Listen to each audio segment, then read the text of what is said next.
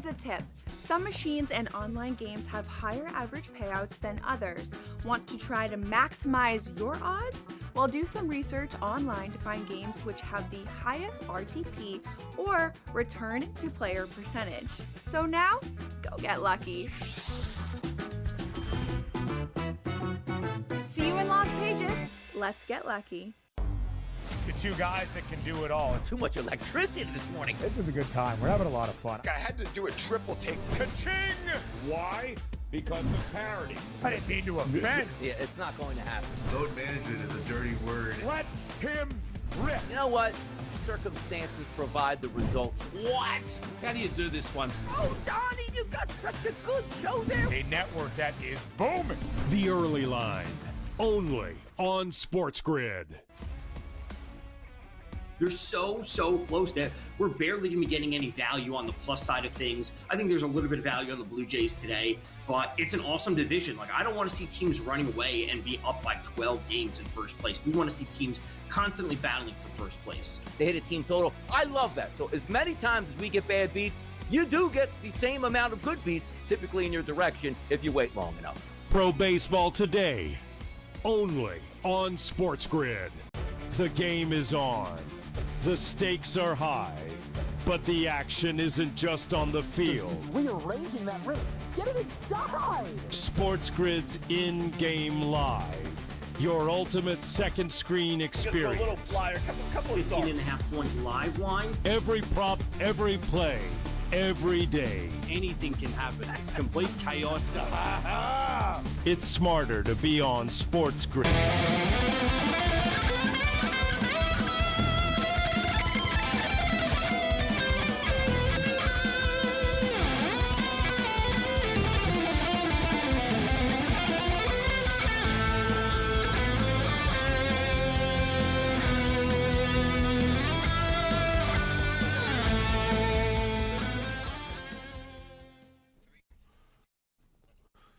Let's roll. This is SportsRage. I am Gabriel Morency, and the pitch, the players, the hustlers, the people, the bust over, and everybody else in between. The Thursday night throwdown has begun. Let's do this thing pre-fireworks style as the countdown of the 4th of July is officially on. And a program note, we will be with you tomorrow night for the festivities. And in fact, I guess it's fitting since it's July 4th, we'll be with you for 4 hours. Get a 4-hour, 4 levels, full court press. Tomorrow night will be on at 8 o'clock Eastern tomorrow night until midnight Eastern for the 4th of July. And there's going to be a ton of games going on tomorrow night. Baseball, CFL, FIFA Club World Cup action, MLS soccer. So we're going to have a lot of action tomorrow night, and rightfully so, as it is the 4th of July. But we've got business to take care of on the 3rd of July on the SportsGrid Radio and Television Network. The Toronto Blue Jays and the New York Yankees. The winner of this baseball game is going to be in first place when it's all said and done. One of the hottest teams, if not the hottest team in Major League Baseball right now, along with the Los Angeles Dodgers, who are going off the board momentarily. But the Blue Jays have been scorching. These guys were 8 games back on May 28th, and here we are right now. They're on the verge of potentially having sole possession of first place in the American League East. We got a 6-5 baseball game right now. Going to the top of the 8th inning, the Blue Jays are minus 450, Yankees plus 320. The Yankees come into tonight losers of 13 of their last 19 baseball games. It's somewhat of a free fall right now, but when it's all said and done, you can sort of look at the carnage and say, all right, are the Blue Jays really going to continue to play at this pace? And the Blue Jays get the Angels next, and don't look now, but the Angels are winning baseball games, and the Angels are in the wild card picture right now.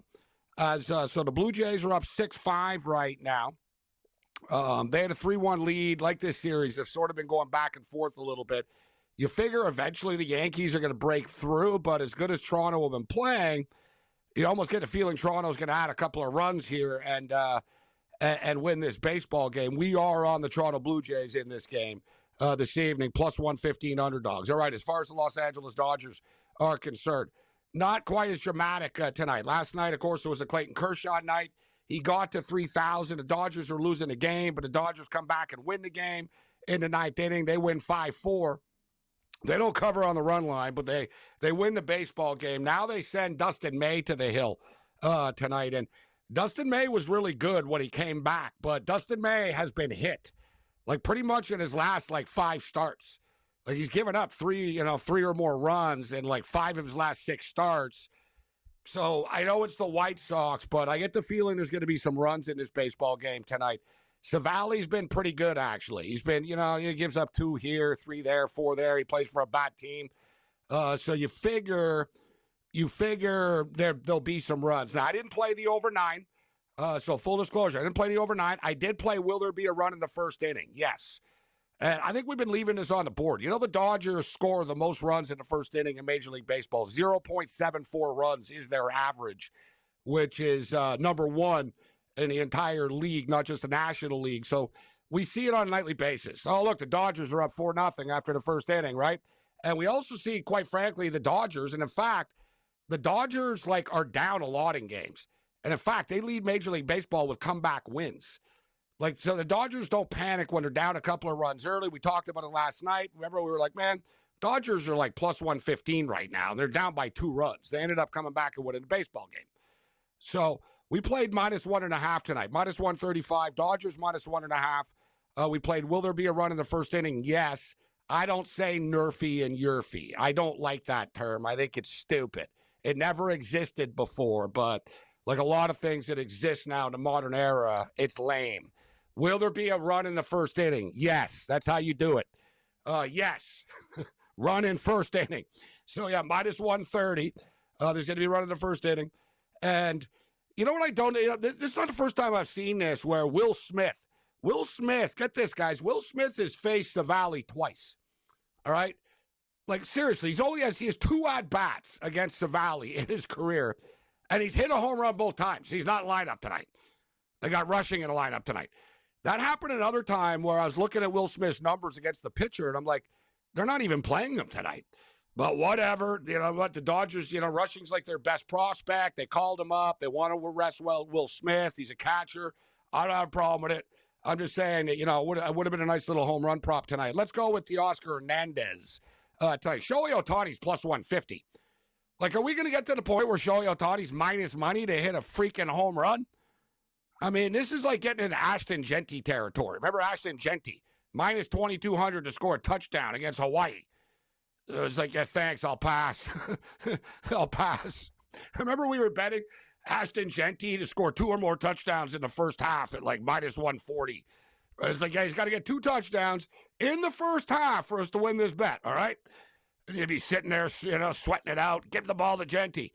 But, yeah, +150. I'll ask people online. Maybe somebody in our chat knows. Feel free to let me know on X if you do know. What's the lowest home run prop number that you've seen before? I don't really recall, less than +150. Even Aaron Judge. +150, guys, to hit a home run. It's not easy to hit a home run. And even Ohtani, I mean, let's say Ohtani hits 60 home runs, whatever. He plays 162 games. The math doesn't add up at +150. That's the problem with Ohtani's home run prop. And, this is why I knew this coming in, because I don't want to get mad. I don't mind sprinkling on home run props now and then, but I'm not in the full, daily thing of it because it's hit or miss. I don't like playing things that, I might win 1 or 2 of them, and I'm going to play 6 of them on a daily basis. And the thing is, there's not good value at Ohtani. But you also don't want to get upset when he goes deep all the time. So I said, screw it. We'll just play over 42.5 home runs this season prop. And we did, and we're chipping away. Let's get there. So as far as the Dodgers are concerned, as we stated, we laid the 1.5 with the Dodgers. We said there will be a run in the first inning. That's -130. And I played Teoscar Hernandez to hit a home run tonight at +350. CFL football. We've got a bloodbath. It's a stampede, all right. I tell you what, they're calling it the Stampede Bowl. And it's the inaugural Stampede Bowl. The Calgary Stampeders trying to get a little buzz going, I like it. A little rivalry game, college football style, play for a trophy. So they got this thing, the Stampede Bowl. They're playing the Bombers tonight. They brought in Brett Michaels of Poison to play the halftime. So they went in all in on this. It's like their, I don't know if it's their 80th anniversary. I think it is off the top of my head. I think it's the Stampeders' 80th year, or it might be the 85th. Whatever, in that range. They've been around a long time. So, they're trying to, they haven't sold a lot of tickets over the last couple of years. They haven't been very good. They used to be like a model franchise, like kind of thinking like the Patriots. Remember, like the Patriots used to suck and no one went, and then they were good all the time, and they were like the model franchise, and then people like don't care anymore now that they're not good again. That's sort of like the Calgary Stampeders, right? Like they used to like sell out every game. They're the model franchise, but they're spoiled, and we used to be the best, and we're not anymore, so we don't go anymore, right? Like everybody has an excuse in the CFL for these fan bases. So the Stampeder ownership is like trying to like rejuvenate things. And, they brought in quarterbacks and Vernon Adams and P.J. Walker, and they bring in Poison here. And I tell you what, the football team is responding right now. 29-3 late in the first half for the Calgary Stampeders. They're dancing all over the Winnipeg Blue Bombers right now. That's good. We're on the Stamps, but we also have the over of this game. And I got an in-game over, and I'm not going to get there unless the Bombers start scoring. Let's roll.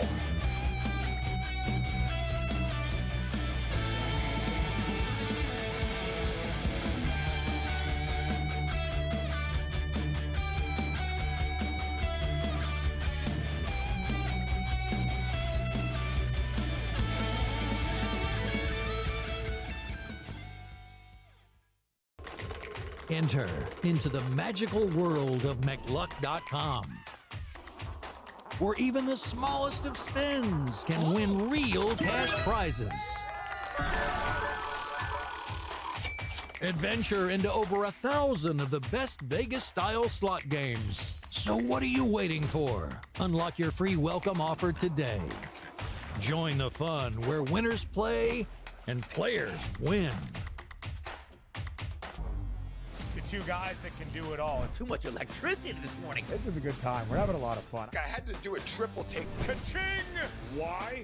Because of parity. I didn't mean to offend. Yeah, it's not going to happen. Load management is a dirty word. Let him rip. You know what?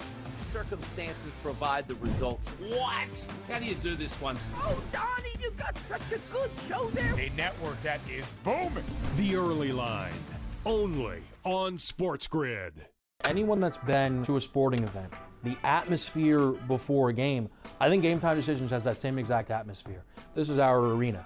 This is what we do. There is going to be an energy to Game Time Decisions that you will feel night in and night out. The excitement you get when you lock your bets in, when you're figuring out what you want to do, we can zone in on the biggest games each night. I want this to be the place that people come to before the games start so they feel as ready as possible to lock in their cards. We are going to hit every single one of those markets that you need to know about. We're going to go through every single thing, and I've got a great team behind me that's going to help me get the job done. There is not going to be a better place, I promise you, than Game Time Decisions to get that new information, react to it, and be able to then bet accordingly. We will have everything at our disposal, and we will use that to our advantage. I'm Kevin Walsh. Tune into Game Time Decisions from 6 to 8 p.m. Eastern on SportsGrid.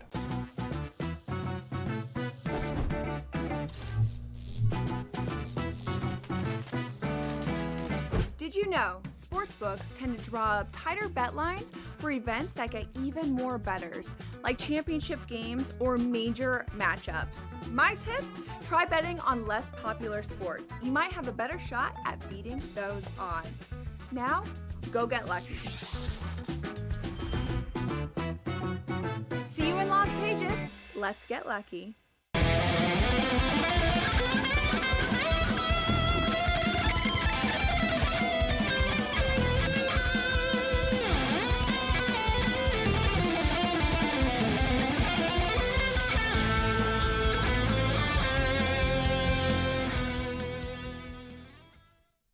We're rolling along here. Let's do this thing. It's the Thursday night throwdown. This is SportsRage. I am Gabriel Morency, the pistol players, the hustlers, the people, the bust, but everybody else in between. We got a rout going on in the CFL right now. I think some people might be surprised about the team that's winning in this game. Stampeders, and the number kept rising, actually. It was 3.5 earlier in the week, and it ended up closing at 5.5 tonight.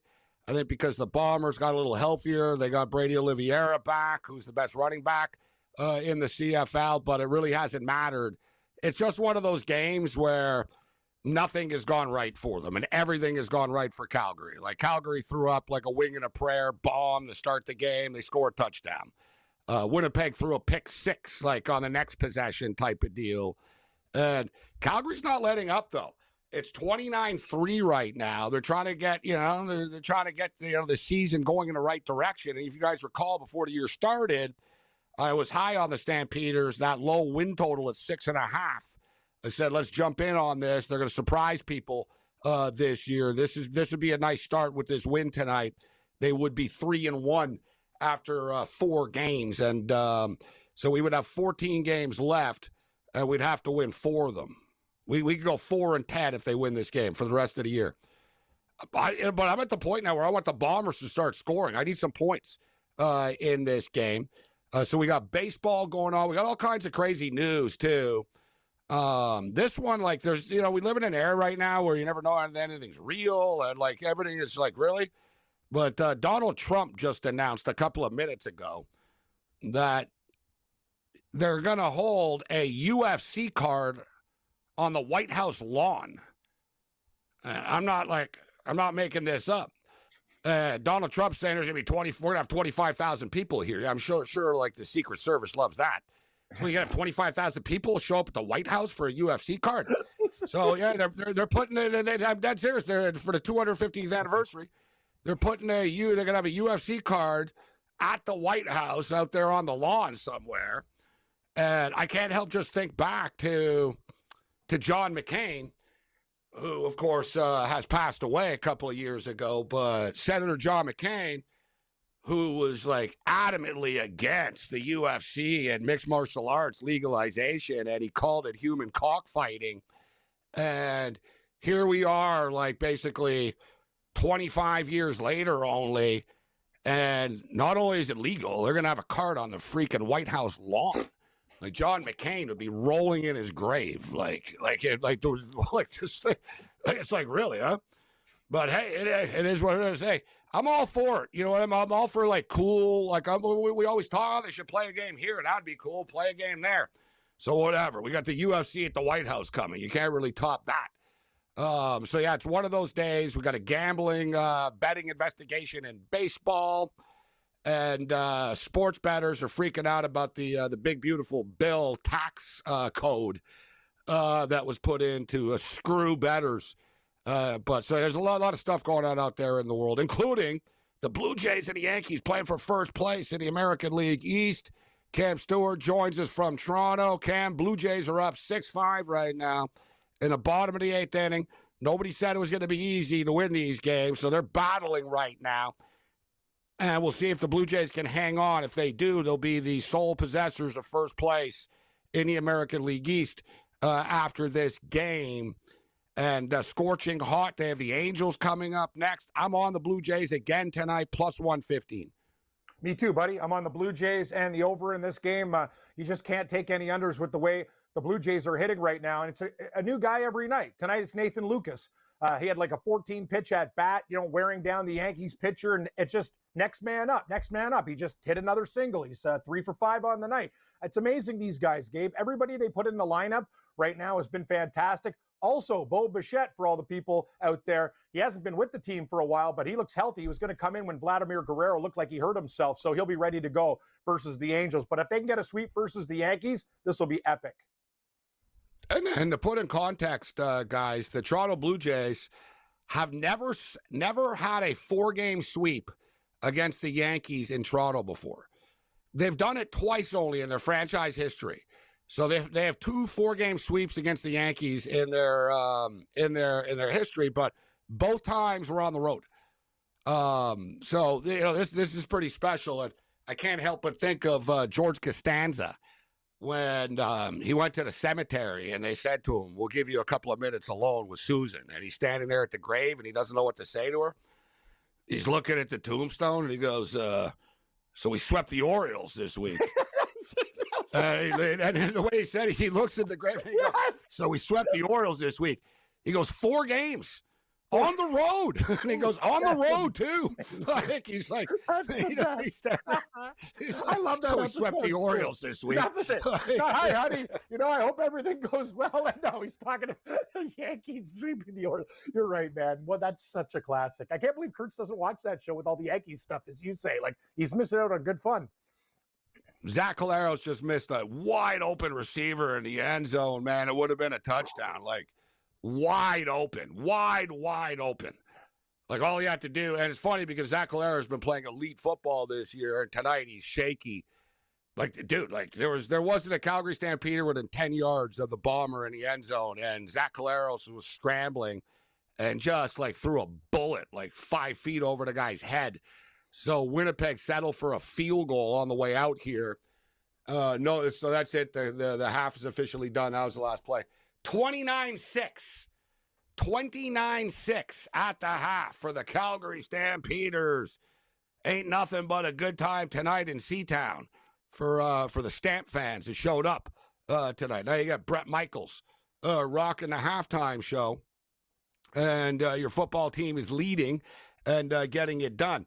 So we'll get you the second half number for this game and an updated number. 29-6 Calgary right now. Major League Baseball, Dodgers. He just went deep, Gabe, again. Springer, 2-run bomb. They're up 3. 8-5. There it is. I said a couple of minutes ago, I wouldn't be surprised if they added a couple of more runs the way that they're playing. And Springer right now this guy is like, lethal. He is scorching. He's a Yankee killer, Springer. But Springer is like really, really, really murdered it this week against the Yankees. And now another one. He had 7 RBIs in the first game. God damn it.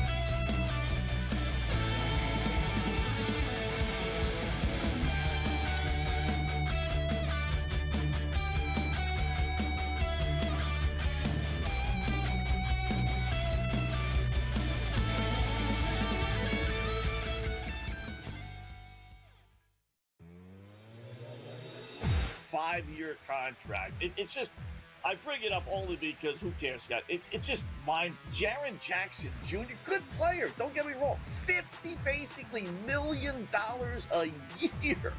We all bitch and complain about the Juan Soto deals and the Ohtani deals, and you get guys like Jaren Jackson making $50 million a year.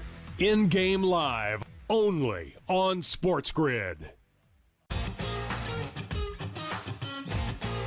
There's now 7 different directors of analytics for like the Raptors, the Chiefs, where you can see us all like workshopping these ideas in these threads because golf is so ubiquitous amongst gamblers. And so that was like the most popular non-poker forum was the golf sub-forum. And then once we started thinking about once I realized in 2013 that Brody's book was coming out, I just thought stroke chain putting was it. The Smiley Show, only on SportsGrid. Saying I like their odds because I think they're insane at this point, but I do think they are a very viable option. I don't even think their odds are that insane, honestly. They won 64 games. So you like this move for them? Well, so the odds... Regardless of the odds, just from basketball. Yeah, the odds have nothing to do with it. They won 64 games. They were eliminated by the Pacers, who lost Halliburton. The other 60-win team was the Celtics, and they lost Tatum. I think... And the Knicks don't have a coach. Betting above the rim, only on SportsGrid. You want to take that gap year and trade LeBron James somewhere and get value, legitimate value for a 41-year-old player, LeBron James, I still think, in return. I think you have to explore that because if LeBron wants to win a title, we've heard so much buzz for, I think, 3 or 4 years now, Kevin, about Stephen Curry and LeBron James wanting to eventually play together. This might be that moment here. If you're the Golden State Warriors, why not make that call? I think that's something to watch out for. Game time decisions, only on SportsGrid.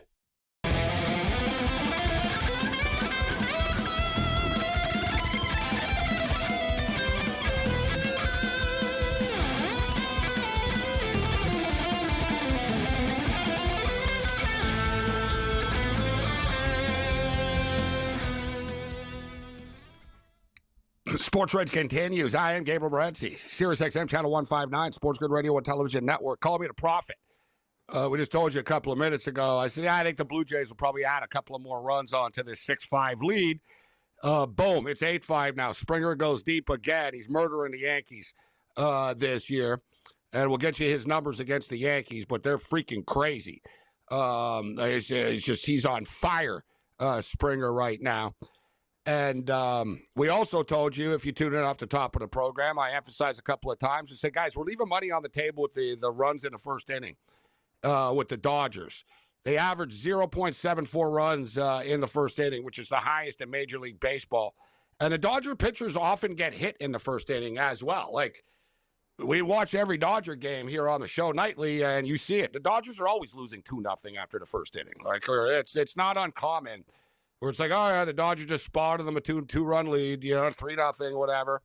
And then they just sort of chip away. They lead the majors and comeback wins this year. But the Dodgers get on the board in the first inning, so cash that ticket at -130. Let's try to put up some more runs tonight. As I mentioned, the Blue Jays are now winning 8-5. And if you tuned into the show, we brought up this number quite a bit throughout the week, and we just keep adding to it. The Blue Jays came into tonight's play 34-3 when scoring 5 or more runs in a baseball game. So now they're going to be 35-3 when scoring 5 or more if they hang on to this 8-5 lead in the 9th inning. And there's 1 out right now, so they got 2 outs to go. That's incredible. Like I said, if it was like, when they score 7 runs or 8 runs or something, it'd be like, yeah, well, that's a lot of runs. But 5 runs isn't that much in Major League Baseball's today's landscape. So it shows a lot. It shows their consistency offensively right now, that they just keep on putting up these 5-spot pluses all the time. And it's a hell of a good look for your pitching staff that you can say, guys, you give us 5 runs, we're going to win the game. All right, we're going to win the game. Give me 5 runs, we'll win this baseball game. And 35-3, it's just, we've talked about it a lot over the years with Cam, that you look at the Blue Jays, Cam, and one year it would be like, oh, look, they tear the cover off the ball, but the pitching staff sucks and the bullpen sucks. And then the next year it'd be like, man, they're really good pitching this year. For like last year, it's like, yeah, they pitch well, but they don't hit. Right? Like, they moved the fence in, and then Vlad stopped hitting, and Bichette stopped hitting. And it was like, man, we brought in Gossman, we got Barrios, we got all these guys, but we don't freaking hit the ball. Now it's all meshing. They're pitching and hitting at the same time, and you see how good they could be when it all comes together for them. Another thing, Gabe, is remember the teams of the past? They'd have guys who swing for the fences too. Their bottom half of the order knows their damn job. Lucas goes up there, works a count, smashes the Yankees pitcher. The guy's losing his mind because he can't get him out. He's just foul tipping, just driving him nuts. And all these guys do it. Schneider does it. Lucas does it. Barger's an animal. He hits home runs, but he also knows a timely hit, singles and doubles. That's the whole thing. The old Blue Jays always had guys that, even like their bottom end guys, were swinging too hard for the fences. These guys know their damn role, and they're doing it perfectly. And it's really inspiring the Springers of the world, because they're seeing these guys being productive. And you're right. And the pitching, they give up 3 runs or whatever with this offense. It's golden. All right, so I brought up earlier that there's another betting. Every day there seems to be this new betting. Oh, someone's under investigation for betting. I don't really get too carried away with it, because I think sometimes players could get smeared in this and not have anything to do with it. It's like, oh, there's unusual activity. Whatever, dude. Like, is it a basketball player's problem if his freaking cousin is loading up on his props or something? You know what I'm saying? Like, there's a lot of ways that, like, a player really wouldn't have anything to do with this. But the latest one now is in baseball. So Luis Ortiz of Cleveland, pitcher. The alert, according to services, referenced Ortiz's first pitches. So basically, Ortiz's first pitches in select innings to be a ball or a hit batman in 2 games. June 15th against Seattle and June 27th against St. Louis.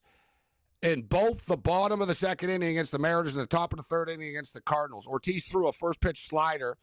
And so people found a video of the pitch. It's like major leagues. Like, he threw it like 5 feet outside.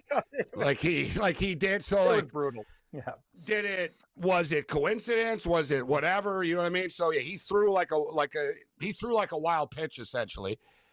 The alert on Ortiz's first pitch flag bets in Ohio, New York, and New Jersey. Betting was the result on first pitchers off by some sports books. All right. So did somebody realize that, this guy throws wild pitches on a first pitch? Was Ortiz really in on it? Like, we don't know,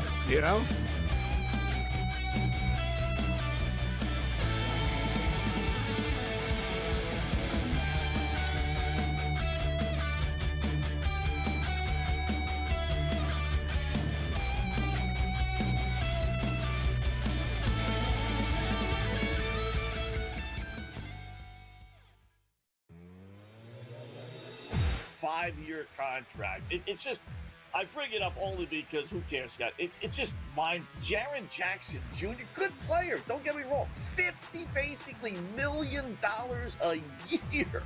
You know, we all bitch and complain about the Juan Soto deals and the Ohtani deals, and you get guys like Jaren Jackson making $50 million a year. In-game live, only on SportsGrid. There's now 7 different directors of analytics for like the Raptors, the Chiefs, where you can see us all like workshopping these ideas in these threads because golf is so ubiquitous amongst gamblers. And so that was like the most popular non-poker forum was the golf sub-forum. And then once we started thinking about once I realized in 2013 that Brody's book was coming out, I just thought stroke chain putting was it. The Smiley Show, only on SportsGrid. Saying I like their odds because I think they're insane at this point, but I do think they are a very viable option. I don't even think their odds are that insane, honestly. They won 64 games. So you like this move for them? Well, so the odds... Regardless of the odds, just from a basketball. Yeah, the odds have nothing to do with it. They won 64 games. They were eliminated by the Pacers, who lost Halliburton. The other 60-win team was the Celtics, and they lost Tatum. Like I think, and the Knicks don't have a coach. Betting above the rim, only on SportsGrid. You want to take that gap year and trade LeBron James somewhere and get value, legitimate value for a 41-year-old player, LeBron James, I still think, in return. I think you have to explore that because if LeBron wants to win a title, we've heard so much buzz for, I think, 3 or 4 years now, Kevin, about Stephen Curry and LeBron James wanting to eventually play together. This might be that moment here. If you're the Golden State Warriors, why not make that call? I think that's something to watch out for. Game time decisions, only on SportsGrid.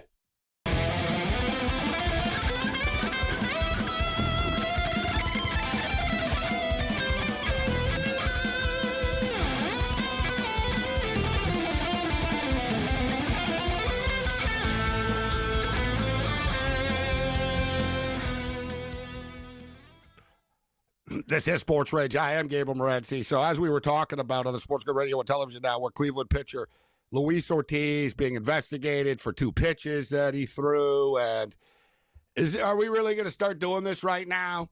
Every time the sportsbook gets burnt on a same-game parlay, they're going to freak out. Oh, somebody bet this. They're part of a cartel. They're part of a syndicate. They must have known something. The pitcher's in on it. Like, was he? Right. I could tell you a good example of a UFC fight from years ago in which a manager told me a story, basically, and it was in Quebec. So that was the thing, too. And I knew everybody sort of associated. So there's a fighter that's not from Quebec. They were fighting in Montreal, and a fighter basically had a really hard time making weight. So much so that he collapsed in his hotel room and he was like unconscious. They thought he was like in a coma. Like they were like, hey, we got like, so somebody called me and then like called someone to call me. And then basically somebody asked, do you know where to get us some syringes? And I said, syringes? I said, what are you guys thinking me? And you called me for syringes? Wait. Why would I be able to get you some syringes? I'm like, I don't know. Like, I'll be over there in a sec. And they're like, no, you don't understand. They're like, listen, Morency, we need them fast, bro. Like, you can help us out on this. I'm like, what's going on anyways? And they're like, listen, we got, they're like, he's not well. We got to like get him back to like consciousness here. We got to inject him with a bunch of stuff. And I said, well, it sounds like you got to take him to the hospital. And they're like, no. If we take him to the hospital, he won't be able to fight tomorrow because the commission's going to find out that he's in a hospital and he won't be able to fight. So he goes, we can't let that happen. So what do you think I did with the information? We were like, all right, this guy's half dead in a hotel room. Like, we're betting against him tonight. And we loaded up on it. And I wasn't the only one that knew. Like, you know what I'm saying? I wasn't the only one that knew. Like, there was the person that told me. There was people, like, trust me, there was, like, I don't know, like 20 of them, whatever. There was a circle that knew about this. And I was actually at the freaking fight live and loaded up on it.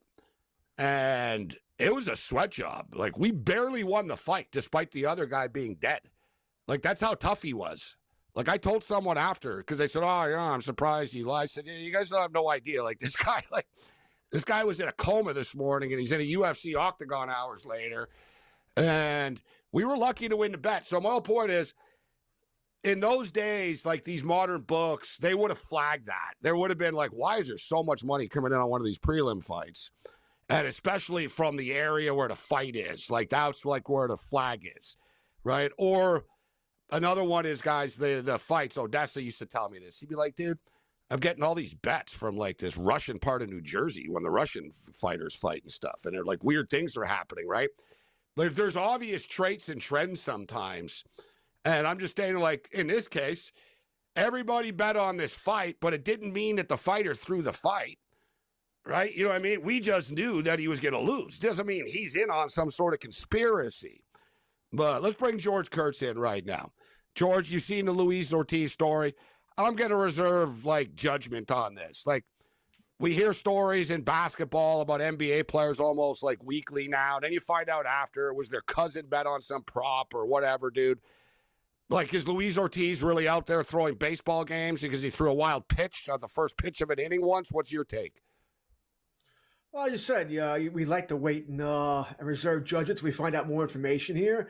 I guess, listen, I didn't do a deep dive into it, but there's 70,000 pitches that have been thrown here, and those two were just weird. You know, I guess once again, 700,000 bets were made. So I missed the zero, a little transposition error there. So I guess it must be extremely strange there. They'll do their investigation.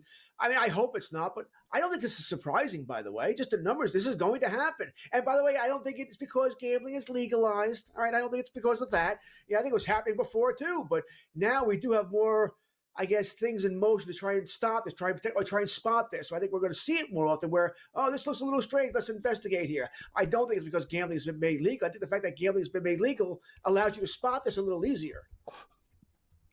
How much does he make, Luis Ortiz? 775,000, I believe, was the number. Yeah, low end. Yeah, that would be enough if I was an investigator for the salary. Like if he was making 17 million or something, I'd be like, listen, why, like, he's making 700K only. You know what I mean? Then you'd be like, all right, maybe you could have an incentive here. Like I said, I reserve judgment on it. There was the Terry Rozier story, and he was just cleared by the NBA for no wrongdoing.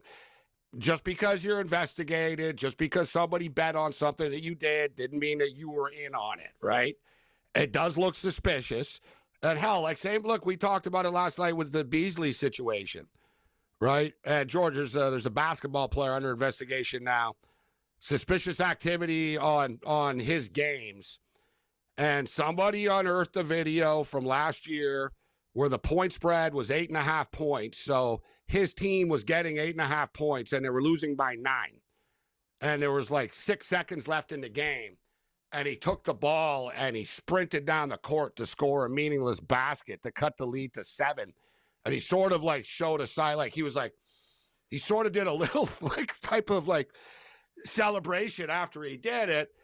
At the time, no one thinks anything of it, really. But in hindsight, when you hear, oh, he's under investigation and they covered the spread, it is what it is. We told a story of a kid on LSU that was funny last year that bet 2 years ago. He bet on himself to score a touchdown in the game.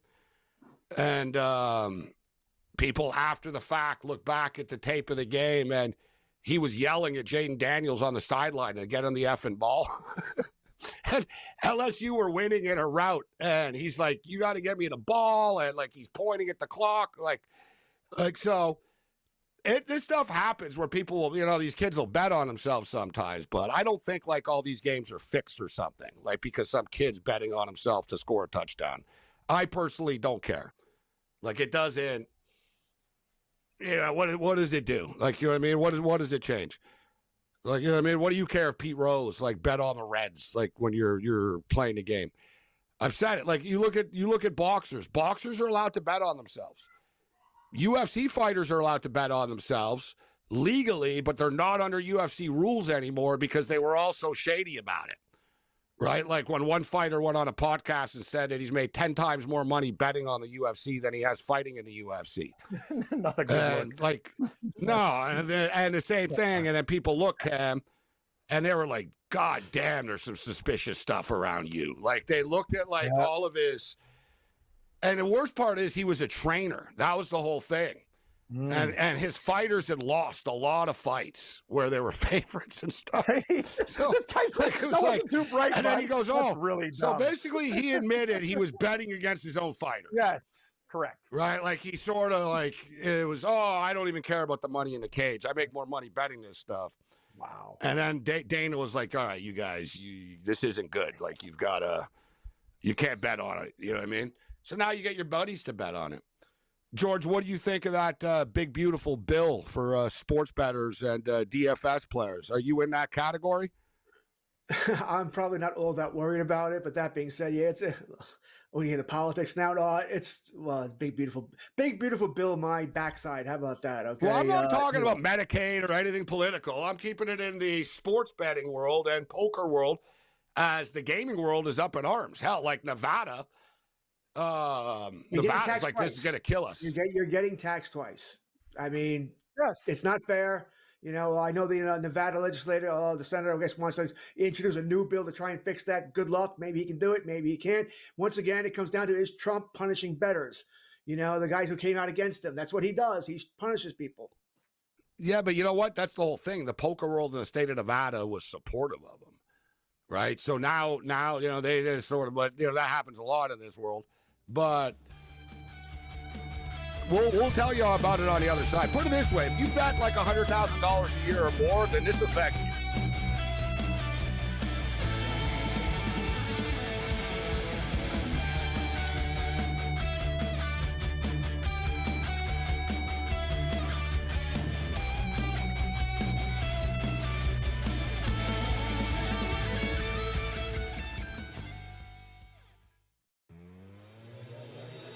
Five-year contract. It's just, I bring it up only because who cares, Scott? It's just mine. Jaren Jackson Jr., good player. Don't get me wrong. $50 million a year.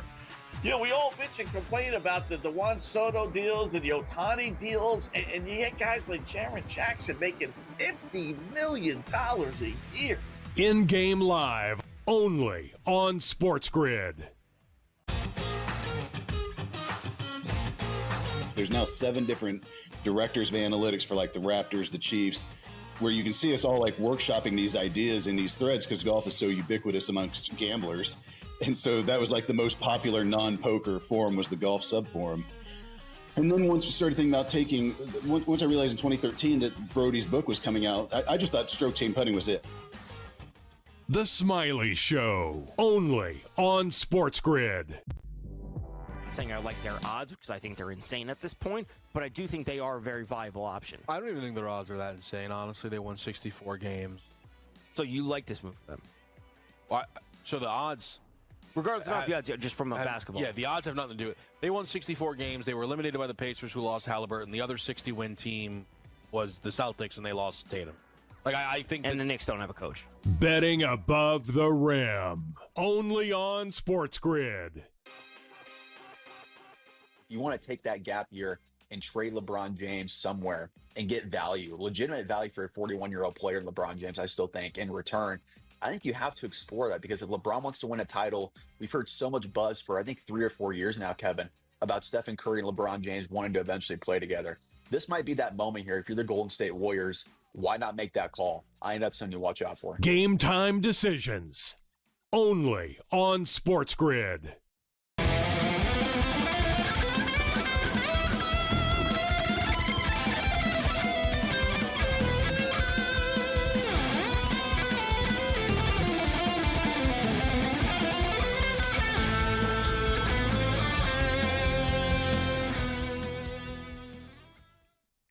This is SportsRage. I am Gabriel Morency. The pitch, the players, the hustlers, the people that bust them, everybody else in between. So, as I stated, people, if you're online and you're in the sports betting world, this new bill is freaking people out. Like, so you have to pay. So imagine you bet let's say you bet $200,000 in a year. And, so people, that sounds like a lot to some people, but it really isn't if you bet every day and you're flipping stuff over all the time. So let's say you bet $200,000 in a year and you broke even. All right, you won $100,000, you lost $100,000. You have to pay now the tax on the $100,000 you won. So you didn't win, you lost. Like you know what I mean? And then there's different levels where, on a bigger case, so like for professional gamblers, like that write things off, that like poker players and professional sports bettors, etc. Let's say they wager $5 million in a year. All right, and let's say they break even. All right, they win 2.5 million, they lose 2.5 million, they sort of break even. Well, suddenly they owe on the 2.5 million. They didn't win. They didn't win it. They broke even, but they got to pay for this now suddenly. Right? They slipped it in, and you got to love the irony. The senator that created this and slipped it in the bill, his name is Crapo. So people are like, my life is getting ruined by some guy named Crapo from Idaho. Crapo. That's great. Yeah, Crapo. Yeah, Crapo. So that's the so whole like thing, a lot of people are saying, oh, it doesn't affect me. And I'm not calling anyone out to say it doesn't, but so the people that do, like that are betting for real and stuff, it like you're paying you can't win now. Between paying the juice cam with the book and then paying this, you're set back like 20% now, 22% or something, guys. Like, you know, basically we talked a lot about Canadian hockey players not getting taxed in tax-free states. Now this is like every bettor in America plays for a Canadian hockey team now, whether you like it or not. And I love the irony of this. In Canada, they don't tax a freaking cent of gambling. You win the lottery, you keep it all. You win at the casino, you don't sign out anything. Here's your chips, sir. Good luck. You know, get drunk here and lose the chips, but they don't tax. Gambling is not taxable, George, in Canada. That's pretty sweet, huh? Well, the thing is, too, Gabe, what about all the losers? That's the thing. Guys walk into the casino and get fleeced. Oh, the losers will be dead because they lost all their money, and then they're going to owe the money to they're going to owe the feds after. That's why we're not going to pay tax on imagine, Cam, you're a big loser gambler. You had a bad year. You lost $300K. Your wife leaves you, and then you get a bill at the end. Yeah, you owe us $33,000. It's like getting killed twice. It's like, I lost. What do I owe you for? I lost money. Thank you. You know what I mean? That's my whole point. See, a guy gets into gambling. He's getting fleeced, okay? He's getting smoked. And all of a sudden, you're like, oh, and we're going to make you tax on your winnings? What winnings? When you're down, say the guy's down a couple 100,000 or whatever. This is a joke. You're like people that don't think it's a big deal clearly don't understand betting. Guys, it's hard enough to win as it is, and now they just shoved another 12% up your ass. Like, so yeah, deal with that. Like, once again, go back to your bookies and don't do it legally. Yes. You know, I'm not advocating. I'm not advocating anybody do anything illegal at all. But that's what's going to happen. Guys named Frankie, Spiro, and Gino's phones are going to be ringing off the hook starting this September with football. People are going to be like, I'm not dealing with this. I'm just, what's that guy's number again? Well, yeah, hey, how you doing there, buddy? Yeah, I'm back. You know what I mean? I do have a question. So it's sports gambling, DFS in some states. How does horse racing apply to this? Because it's they take their fees Same off. thing. Like whatever. Oh, you got to get taxed on that too. It's gambling. Okay. It's going to hurt the horse racing industry. It hurts the poker industry. It hurts the DFS industry. It hurts everybody. Like, nobody likes this. Like, it doesn't, like, who does it help? Who does it help? Besides, I don't know, like it goes into the well, I'm not getting political. I'm just talking about the bill. But listen, they need the money to come from somewhere, and they're going to take it from every little place they can here. It's going to force you once again to go back to your bookies or use offshore books, right? That was what we were doing before. It's putting things back 5-7 years in New York here. If you're betting that much, what you're worried about, you're going to go back to the bookies. You know, it's just something who was probably doing anyway who weren't comfortable going with the online section. That's what it's forcing you to do, and then go pay off on Sunday. Dude, and we're not. Which I hate it. And we're not even being. It's not even controversial to say this, guys. The state senator from Nevada, I just saw her in the news tonight. She said all we're going to do is force underground games and bookies, and she said you guys don't know what you're doing. This is terrible. It's going to hurt the state of Nevada. Derek Stevens of Circa is like, what the hell is this? But a lot of people ask for it, right? You know what I mean? It's sort of, it is what it is. So, man, Winnipeg just dropped another pass in the sun. These guys, like, all right, second half has started. Second They half tax is started. All right, everything George. that's fun. That's the whole damn problem. Anything that, tax. Enough. That's the one thing about the gambling game, too. Like, when you used to deal with a guy, you get the personal touch. Even with these other things, waiting on this, pay for this, different. Now that you've gone to a different payment method, they're shaking you down. I'm number 379 in the queue. It's a whole pain in the ass, this whole situation. And then you're right. Guys get fleeced, you're done. Like, the party's over, man. Like, what are you going to do? You're not going to gamble anymore, or you're going to, Johnny Knuckles is back hard. Yeah, casual bettors will just continue to get screwed over with high fees and bad lines, and pro bettors are going to go more underground now than they were. And the thing is, too, I think a lot of people, and we all know, too, like, I mean, even people who are underground, like, you want to, like, sort of see things succeed, right? So, we know a ton of people, like, in the bookie world, but they're like, no, I'm going to go, and I'm going to go to this book, and I'm going to support this. And like, all right, it's legal now. Let's go do this.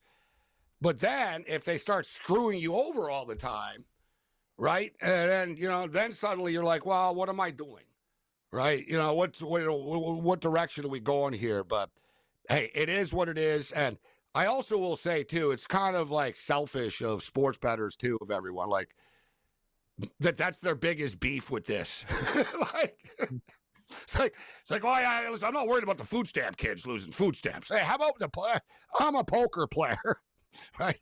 I saw a great line on Twitter that somebody said, gamblers clearly think they're more important in society than they are, because they're like, we're going to get this bill changed. It's like, no, you're not.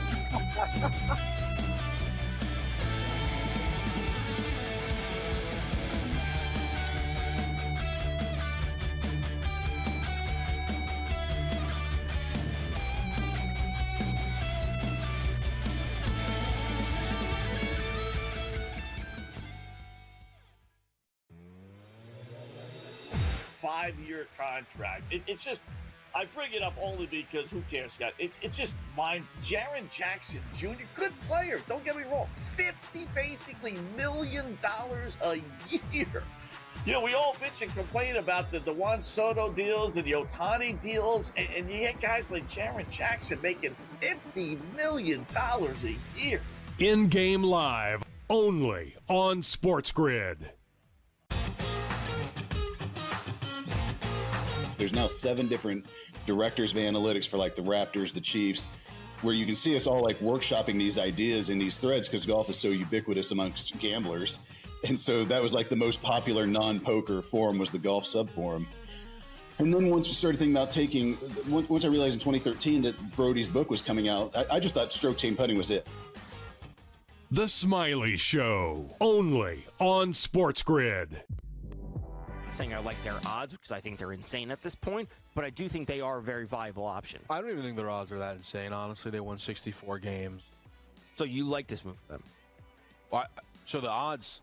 Regardless of the odds, just from basketball. Yeah, the odds have nothing to do with it. They won 64 games. They were eliminated by the Pacers, who lost Halliburton. The other 60-win team was the Celtics, and they lost Tatum. I think... And the Knicks don't have a coach. Betting above the rim, only on SportsGrid.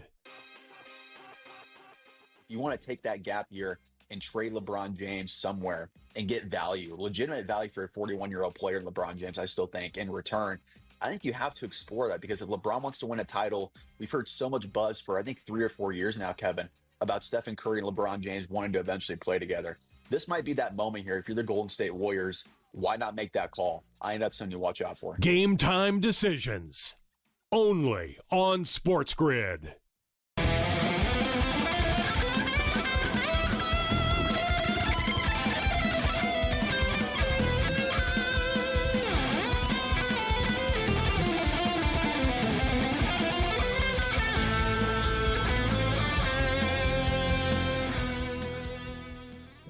All right, the second half has started. We're about 3-4 minutes in here. It's 29-6 still. Calgary's got the ball.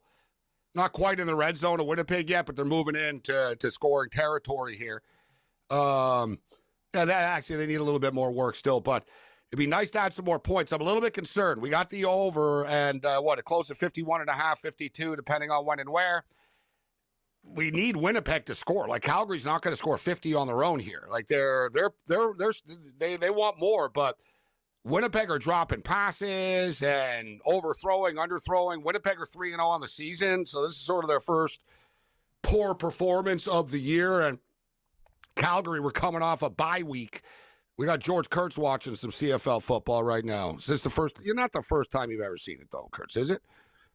No, I used to actually watch a lot back in the when I was sick from high school. That's what you'd watch in the morning. You'd be on ESPN. You'd watch CFL football on weekday mornings. I used to watch it quite a bit back then. Before ESPN would spend on rights for stuff, they'd show CFL football in the morning. Powerlifting. This is the 80s. This is back in the 80s. The last time I actually would watch the Hawaiian any kind ladies of workout too. Yeah, what's I forget her name, and I was on. So they're only at midfield. My bad. So they're at midfield right now. Calgary 2nd and A midfield coming up. 29-6. Let's get some points rolling here if we can. We got Fasano in the house here tonight. If we can, let's get this best of X up. And I've said this in the past. We've talked about sports names in the past, and the one like the Predators name has always baffled me. It's like, it's not really like, remember we used to call the Nashville Predators the Woody Allens. So. Yeah, like that's terrible. That's amazing. No. That's a great joke. Great joke. No, please. That's not amazing. I've been thinking about it, George. Like everyone's offended. I brought this up years ago. I'm like, you guys get offended by the name, the Washington Bullets. You're offended by this name and that name. I said, what about the Predators? I said, what's the Predator? Like, what do you know what I mean? You think of Chris Hansen to catch a predator. Like, you know what I mean? Like, I think of Harvey Weinstein or Woody Allen, like, on the casting couch. Hey, you want the part? So, look at the Nashville Predator. Look at the Predator rookie kids here. Preds in the community. What are you, like, that's like declaring, like, you're a predator. Like, look at that. Look at that. Those like, guys seriously. In their face paint either. They come to my door and the door's getting closed. Yeah, I'm with you. So imagine these kids knocking like Preds in the community, George. It doesn't work, George. Like, that's not a good T-shirt. Like, I cannot believe they made this and said, "All right, listen, guys, this just isn't good. Like, we can't do this. Like, let's just put Predators with a logo on it and like get away from the Predator. Like, Preds in the community, like in a bright yellow shirt." It's like you have to report and knock on each door. I'm moving into your neighborhood type stuff. Yeah, that's right. That's right. The neighborhood offender, he's on the list. It's like, Preds in the community are here. Yeah, Predator in the community. Look how bad that face paint is, too. It's like, no, never mind the face paint. Never mind the face paint. Like, I don't know what the face paint is. I don't know what the face paint is. I don't like it. Just the name, the T-shirt. I think, like, if there's any team that should, like, have a contest with their fans to come up with a new name, is the Nashville Predators. It's not a good name, guys. Like, and this just proves it. I never thought about this before. Now this is all I'm going to be able to think about whenever I hear Nashville. I didn't mind the Predator name, but now you're taking it by some I think they were thinking like the movie Predator, like an alien beast. Like, to attack somebody else, not a. And their logo is kind of now that I told you, I call them the Woody Allens. You're like, oh. Yeah, Woody Allens. Woody Allen's funny. All right, that's God, he's going that direction with the Predators. Can't take my daughters to a game now. That's great. Preds in the community. Come on. I'm with Morency. This is creepy and weird and stupid. Like things need to change. Sorry, just the facts. I mean, like, it's not even like very like out there of us to see this. Like, if I was the Nashville Predator owner, I'd be like, all right, listen, I'm firing all of you. Like, whose idea was this? Yes. It's like when you have to go on the Predator to the community list. These guys show up in their yellow shirts. You're right. No. Yeah, they're all bright T-shirts. Ding dong! I like to inform you, I'm a predator in the community. At least you're standing out. Yeah. At least you're standing out. No, you know what? If I was the NHLPA, I'd put an end to this. Like, I'm dead serious. If I was the head of the NHLPA right now, I'd be on the phone right now. I swear to effing God, none of my kids none of my players aren't wearing those shirts ever again. Like, welcome to the NHL, kid. Preds in the community. That's what Team Canada should wear.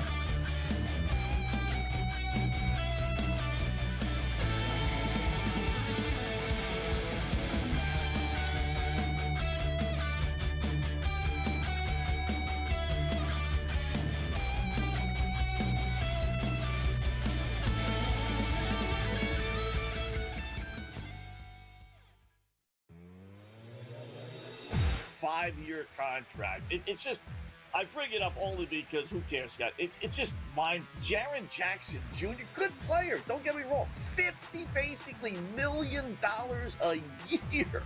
You know, we all bitch and complain about the Juan Soto deals and the Ohtani deals, and you get guys like Jaren Jackson making $50 million a year. In-game live, only on SportsGrid. There's now 7 different directors of analytics for like the Raptors, the Chiefs, where you can see us all like workshopping these ideas in these threads because golf is so ubiquitous amongst gamblers.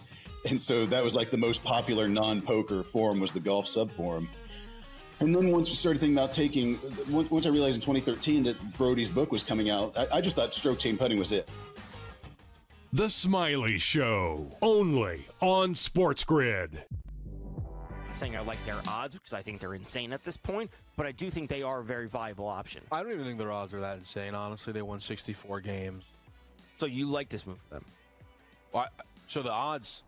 Regardless of the odds, just from a basketball. Yeah, the odds have nothing to do with it. They won 64 games. They were eliminated by the Pacers, who lost Halliburton. The other 60-win team was the Celtics, and they lost Tatum.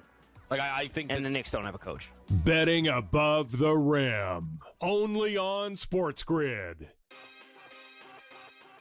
You want to take that gap year and trade LeBron James somewhere and get value, legitimate value for a 41-year-old player, LeBron James, I still think, in return. I think you have to explore that because if LeBron wants to win a title, we've heard so much buzz for, I think, 3 or 4 years now, Kevin, about Stephen Curry and LeBron James wanting to eventually play together. This might be that moment here. If you're the Golden State Warriors, why not make that call? I think that's something to watch out for. Game time decisions, only on SportsGrid.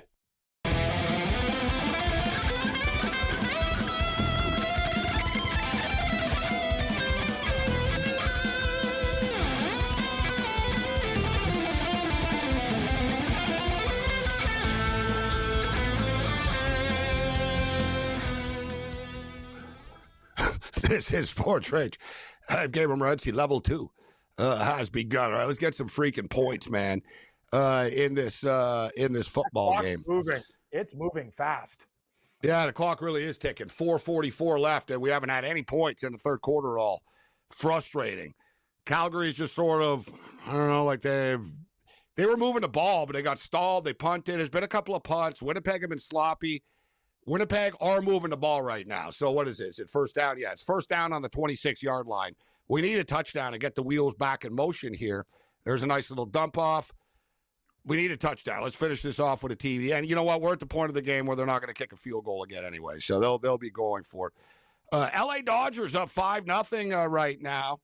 Yeah. And we cashed the ticket with the run in the first inning, which is cool. I brought it up, George, earlier, like, the Dodgers lead baseball. They score 0.74 runs a game in the first inning, and their pitchers often give up runs in the first inning. I think I've been leaving money on the table with the Dodgers run in the first inning. I mean, I probably would have taken it because Mookie Betts is off to such a slump here. It's almost like one guy you know is going to make an out here. Is Ohtani going to hit you the home run? Freeman got it for you there. I'm on the Dodgers, I think, twice. I got them in a parlay. The Cubs, I had to sweat out the Cubs here. I think they just won here while we were discussing the Woody Allens. And then I'm on the Dodgers on the run line. I'm never going to be able to get that out of my head. That's all it's going to be. Every time I think it's Steven Stamkos now, it's going to be, oh my God, they're the Predator, whatever. So I'm on the Dodgers on the run line and the parlay with the Cubs for the second night in a row. So go Dodgers, go. All right, so they are kicking a field goal right now. Sergio Castillo kicking a field goal. It's a chip shot, 21 yards. It's on the 21-yard line. And the kick is good. So it's 29-9 right now. 29-9. So we're up to 38. Okay, like at least Winnipeg. Listen, Winnipeg's like trying to chip away here with these field goals, but we need a game breaker. Like we need just a quick touchdown again. We got lucky early with 2 quick touchdowns. There was a quick touchdown like on a deep pass early in the game, and then there was a pick 6 like on the next drive that gave us a quick 15 points, but started to slow down. Winnipeg just offensively, like they haven't scored a touchdown tonight, which you can't do in the CFL. All right, so we're now 63 days away from the start of the National Football League regular season. It's rapidly approaching. Camps open up. Some camps open up July 15th. I want to get George Kurtz's take on this. We've been talking about this and starting to look at the odds for different props, George, up. And the one that fascinates me on a yearly basis all the time is who's going to have the top pick of the draft? Who's going to be the worst team in the National Football League? And you look at the odds this year, and the sports books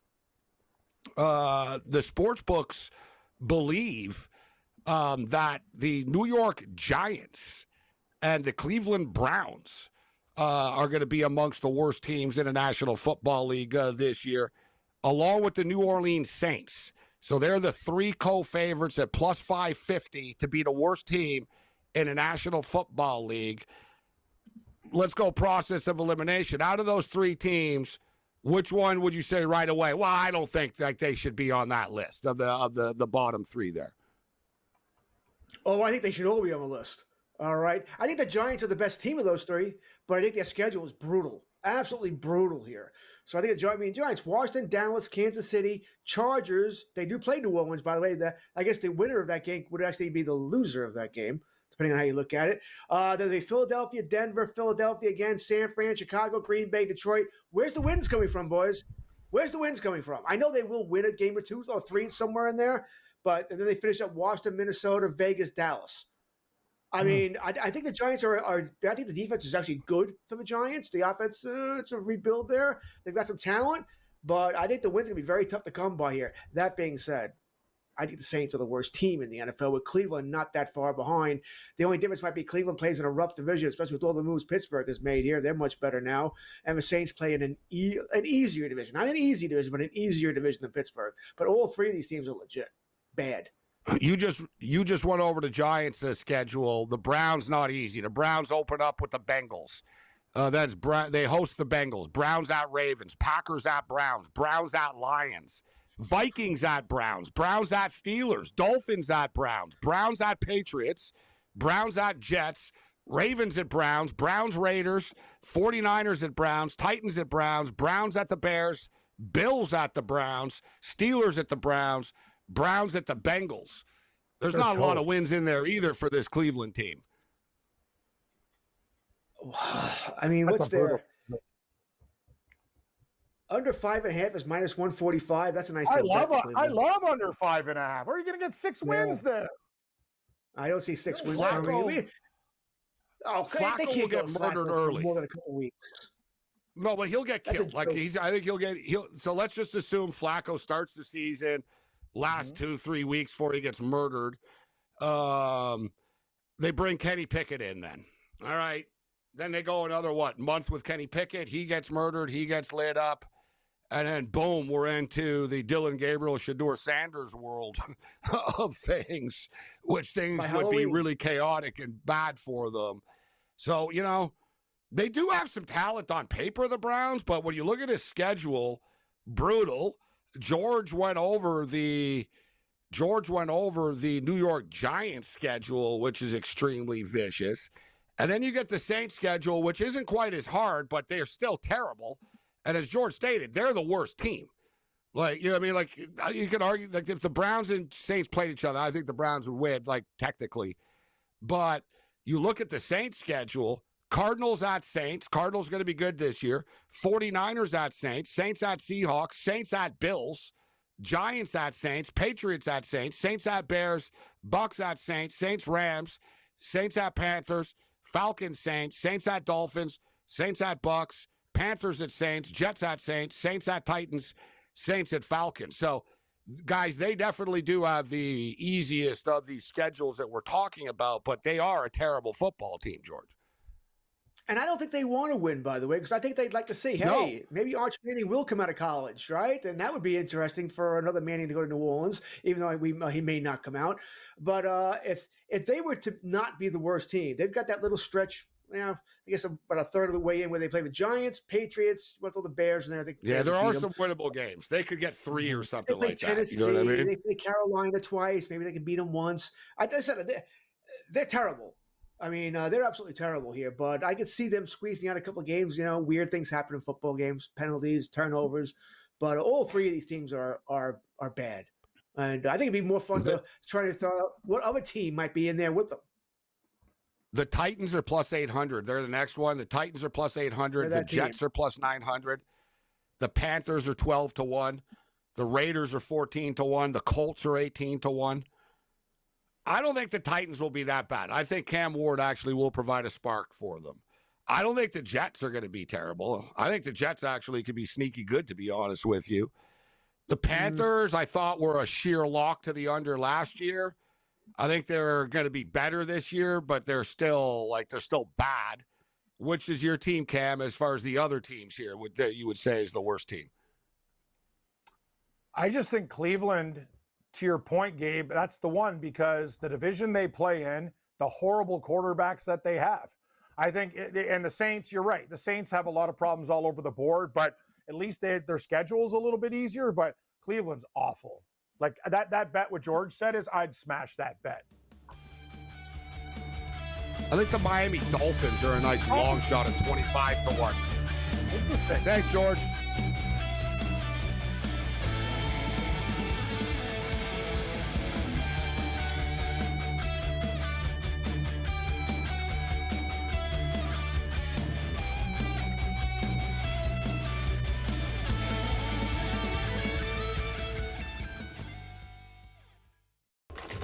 Enter into the magical world of McLuck.com, where even the smallest of spins can win real cash prizes.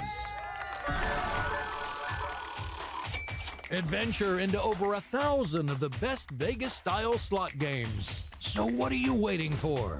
Unlock your free welcome offer today. Join the fun where winners play and players win. Two guys that can do it all. Too much electricity this morning. This is a good time. We're having a lot of fun. I had to do a triple take. Ka-ching! Why?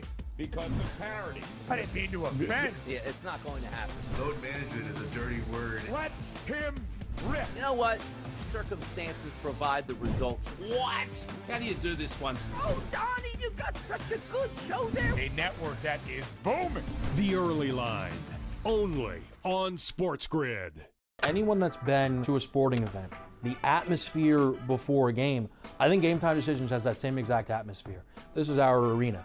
This is what we do. There is going to be an energy to Game Time Decisions that you will feel night in and night out. The excitement you get when you lock your bets in, when you're figuring out what you want to do, we can zone in on the biggest games each night. I want this to be the place that people come to before the games start so they feel as ready as possible to lock in their cards. We are going to hit every single one of those markets that you need to know about. We're going to go through every single thing, and I've got a great team behind me that's going to help me get the job done. There is not going to be a better place, I promise you, than Game Time Decisions to get that new information, react to it, and be able to then bet accordingly. We will have everything at our disposal, and we will use that to our advantage. I'm Kevin Walsh. Tune into Game Time Decisions from 6 to 8 p.m. Eastern on SportsGrid.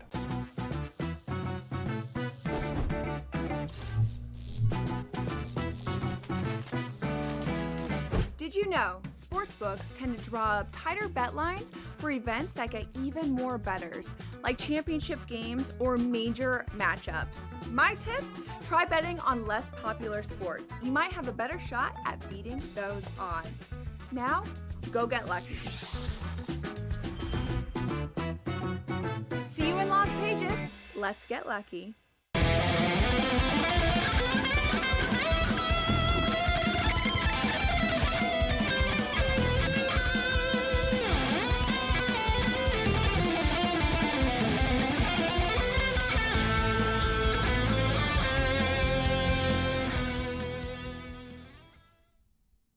This is Sports Rage. I am Gabriel Morency. Level 2 rolls on, the quickest 120 minutes of sports talk and television. We will be on tomorrow night for the 4th of July, and you better be with us since we're going to be here doing it. We're going to be on for 4 hours as well, from 8 o'clock Eastern until midnight, and we'll have a lot of games going on tomorrow night. There'll be Major League Baseball games, MLS, Vancouver Whitecaps play LA Galaxy tomorrow night at 10:30 Eastern time. FIFA Club World Cup Chelsea play tomorrow night at 9 o'clock Eastern time. We got a CFL football game tomorrow night, Major League Baseball, MLS soccer, FIFA Club World Cup action. So we'll have a lot of stuff to break down, and there'll be AFL football as well. Mick Aussie steps up and in right now. And speaking of football, so this CFL football game starting to frustrate me. I jumped in big on the in-game total, and Winnipeg. It's very hard not to score a touchdown in a CFL game, but Winnipeg don't have a touchdown. They kicked a field goal in the first quarter, a field goal in the second quarter, a field goal in the third quarter. It's 30-9 right now. The total was 51.5, 52. There's still a full fourth quarter left. There's 14:23 left. We need 2 touchdowns to get this over, and we would need some like CFL craziness to get our in-game over. But one bet at a time here. Mick Aussie, Mick, Stampede Bowl tonight. They had Brett Michaels in the house in Calgary, and the Calgary Stampeders are rolling tonight. What do you think of the game? Well, I just tweeted at your Twitter, and I said, you know what? Take the in-game Bombers plus 14.5. I tell you why. The Stampeder players, they get all arrogant. They'll be thinking about the hotties in their cowboy hats already, and they won't stay focused. But maybe I'm wrong, but that's what I reckon they're like down there. The hotties in the cowboy hats. I love you. Yeah, serious. They're thinking about those hotties in the cowboy hats. Are there a lot of hotties and cowboy hats in Calgary, Mick? Oh, I've done like 6 or 7 of those stampedes. Like, it's fun. It's 10 nights, though. Like, I used to go hard early when I was younger. Then the last few years, I'd go every second night. Like, 10 nights in a row. Nah, that's too much. But, yeah, a lot of drinking, a lot of parties. But I love the rodeo, and I love the chuck wagons. That was my favorite. Where did you see Joe Madden? I saw you had a picture with Joe Madden. Where did you see her? What city? Where was that from? Oh God, Winnipeg. I think we got a pick 6. We do. Ew. And you know what's crazy? It's number 6. There's a nice Chris Cuthbert.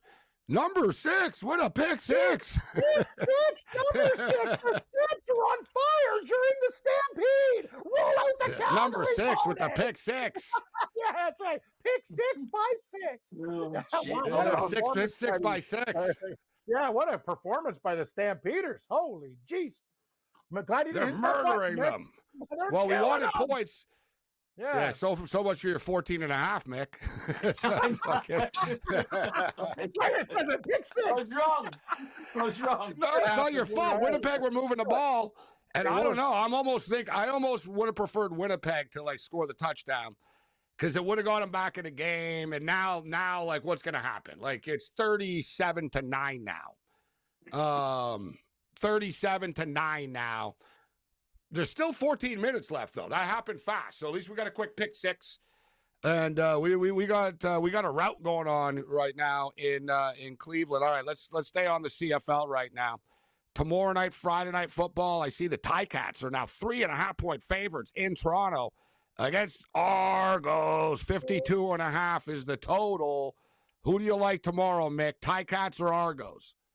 Oh, well, you got to go with the Tiger Cats. The Argos have got too many injuries, and Chad Kelly's not playing yet, and Bo Levi Jeans Mitchell, he's doing well. First player to 100 wins. But back to Joe Madden. Yes, I had a big story to cover in cricket down there, so I arranged to meet her. I met her at a bar at 7:30 Sunday night, and we had an amazing 2.5-hour chat. She's everything you think she is, mate. She's genuine, full of positivity, which was excellent to talk to someone all positive, you know? Just like me and Cam. Nothing but sheer positivity. Yeah, all we do is love everything and love life. But you're saying we're not positive. So that was the best. BC Lions. So guys, this is a wild line move. And this whole thing with the CFL, more people bet it than ever, so the numbers move.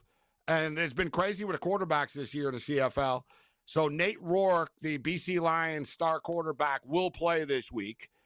We told you earlier in the week he was taking the reps with the one, so we were not surprised by this. I am surprised by the line move, though. So since Nate Rourke has been announced, it's come down, and Davis Alexander, the Montreal Alouette quarterback, will not play. They've announced. He's still going to be out. So they were all like, oh, it's precautionary, and of course they were lying. He's actually hurt for real. McLeod Bethel Thompson was terrible last week.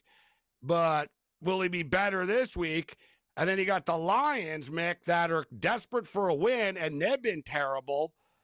This is a hard game to bet on this week. You got a desperate Lion team against a desperate Alouette team, but it's in Montreal. Who do you like, Mick?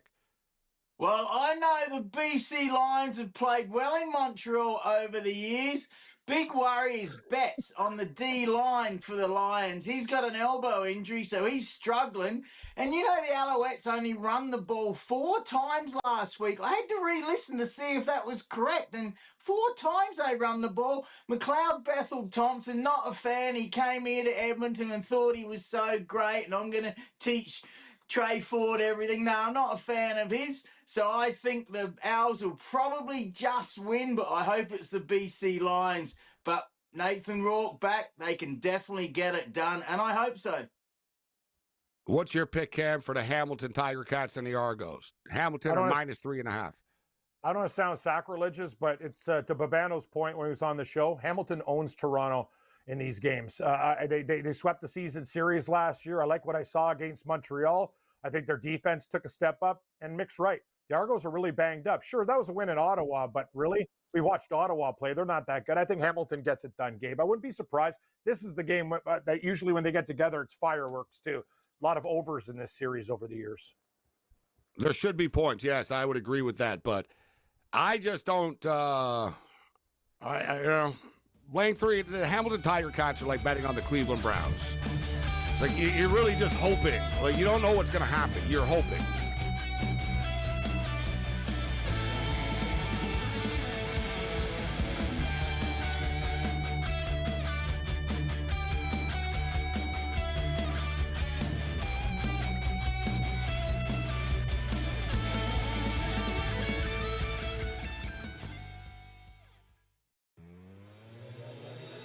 Five-year contract. It's just, I bring it up only because who cares, Scott? It's just Jaren Jackson Jr., good player. Don't get me wrong. $50 million a year. You know, we all bitch and complain about the Juan Soto deals and the Ohtani deals, and you get guys like Jaren Jackson making $50 million a year. In-game live, only on SportsGrid. There's now 7 different directors of analytics for like the Raptors, the Chiefs, where you can see us all like workshopping these ideas in these threads because golf is so ubiquitous amongst gamblers. And so that was like the most popular non-poker forum was the golf sub-forum. And then once we started thinking about once I realized in 2013 that Brody's book was coming out, I just thought stroke chain putting was it. The Smiley Show, only on SportsGrid. Saying I like their odds because I think they're insane at this point, but I do think they are a very viable option. I don't even think their odds are that insane, honestly. They won 64 games. So you like this move for them? Well, so the odds... Regardless of the odds, just from a basketball. Yeah, the odds have nothing to do with it. They won 64 games. They were eliminated by the Pacers, who lost Halliburton. The other 60-win team was the Celtics, and they lost Tatum. Like I think... And the Knicks don't have a coach. Betting above the rim, only on SportsGrid. You want to take that gap year and trade LeBron James somewhere and get value, legitimate value for a 41-year-old player, LeBron James, I still think, in return. I think you have to explore that because if LeBron wants to win a title, we've heard so much buzz for, I think, 3 or 4 years now, Kevin, about Stephen Curry and LeBron James wanting to eventually play together. This might be that moment here. If you're the Golden State Warriors, why not make that call? I think that's something to watch out for. Game time decisions, only on SportsGrid.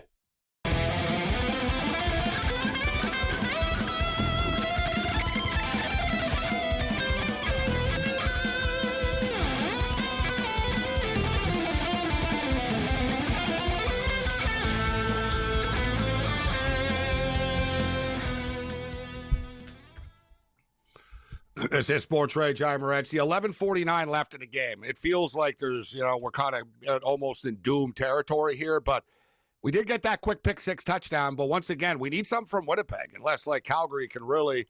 There's a hottie in a cowboy hat for you there, Mick.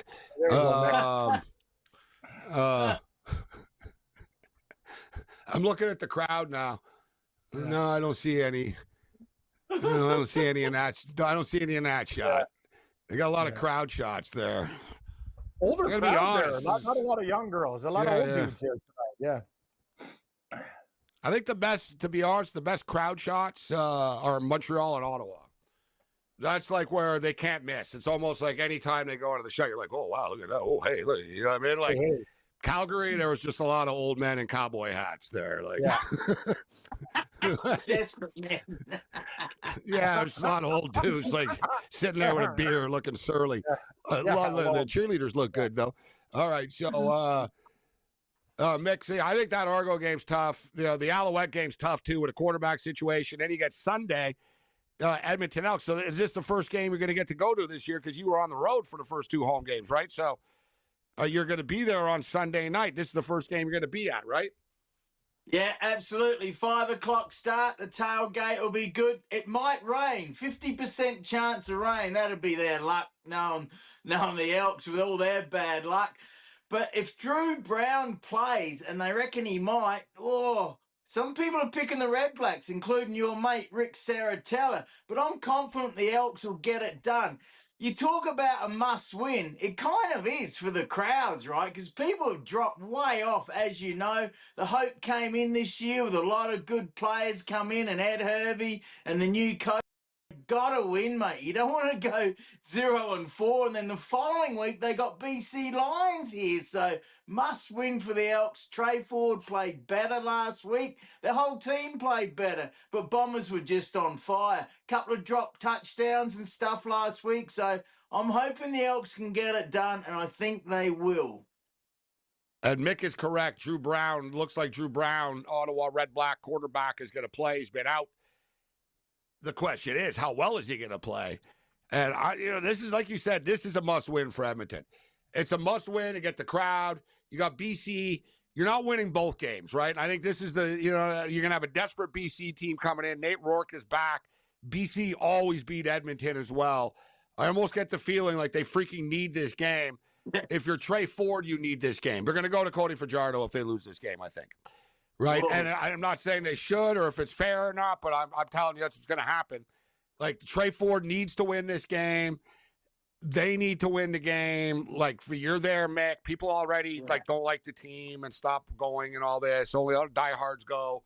Massive game, tough game to pick. And then you got Ottawa, they're desperate too. Like, they're not having the start of the season that they want because they think they're a good team. Tough game. Who are you taking, Cam? Edmonton or Ottawa? I'm with Mick Gauzy in this one. I think the Edmonton Elks are due in this performance. We talk about Ottawa, the one time they look good in monsoon conditions. This is the thing about the Red Blacks. As the season progresses, I think they'll get a little bit better. Right now, not so much. And Edmonton, this is a big game for them. Like the desperation, like the way the Tiger Cats rolled into Montreal. They played a damn good game. I know Bethel Thompson was horrible, but this is an Elks time. I think the Elks understand this is a must win this early in the season. I'm with Mick. Give me the Elks in a tight one. They'll get the win. Tricky games this week in the CFL. Especially with these quarterbacks coming back. Now they're back, but how they're going to perform. Especially that BC Montreal game. Man, down to 2.5 right now. My thing with this game is, even though the BC Lions, they got Nate Rourke back, but Nate Rourke doesn't play defense for them. And the BC Lions are a very soft team. Like, they're not a physical team. Other teams in the CFL have really started to figure it out and have clued in. Listen, the Lions have very good defensive backs. They're fast dudes, but they're not big. They don't like to tackle. Just go right down their throat, right? And it looks like Betts is going to be out on the D-line for them again. I didn't see. And Nate Rourke, quite frankly, it's not like he's been playing at a high, he's hit or miss, Nate Rourke, right? He's really good or he gets hurt. So it's, it's all over the place there. God, Winnipeg are bad tonight. They can't complete a freaking pass. Zach Calero's really frustrating. All right, on the other side, we'll get Mick's AFL picks. It's 37-9 with 9:30 left in the football game. Looks like Winnipeg are on like the 40-yard line or so. They can't just keep kicking field goals, but another wide open wide receiver that Zach Caleros misses. Like, he's really off tonight.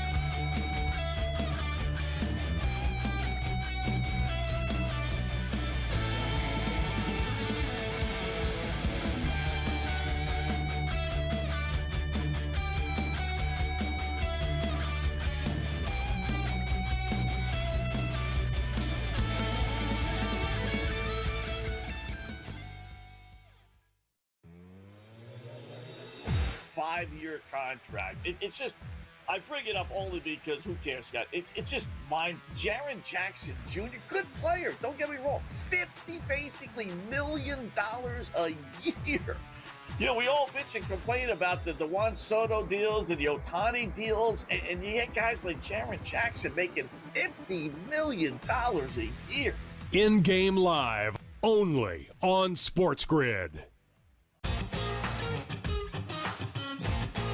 There's now 7 different directors of analytics for like the Raptors, the Chiefs, where you can see us all like workshopping these ideas in these threads because golf is so ubiquitous amongst gamblers. And so that was like the most popular non-poker forum was the golf sub-forum. And then once we started thinking about once I realized in 2013 that Brody's book was coming out, I just thought stroke chain putting was it.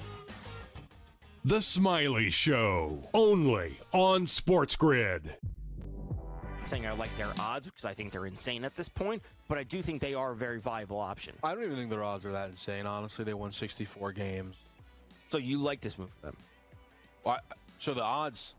Regardless of the odds, just from a basketball. Yeah, the odds have nothing to do with it. They won 64 games. They were eliminated by the Pacers, who lost Halliburton. The other 60-win team was the Celtics, and they lost Tatum.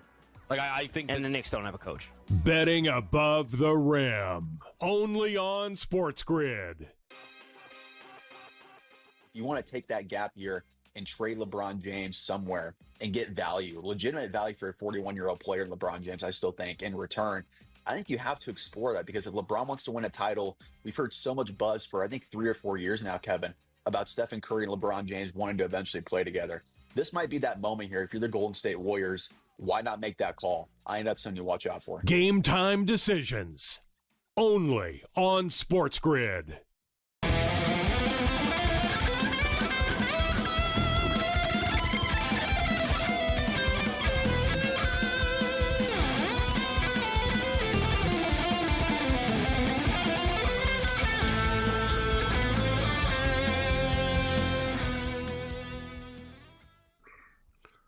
All right, I am Gabriel Morency. We're rolling along here, although, man, we need one more touchdown gets us the over the game. So we're at 46 points. There's 9:18 left in the game.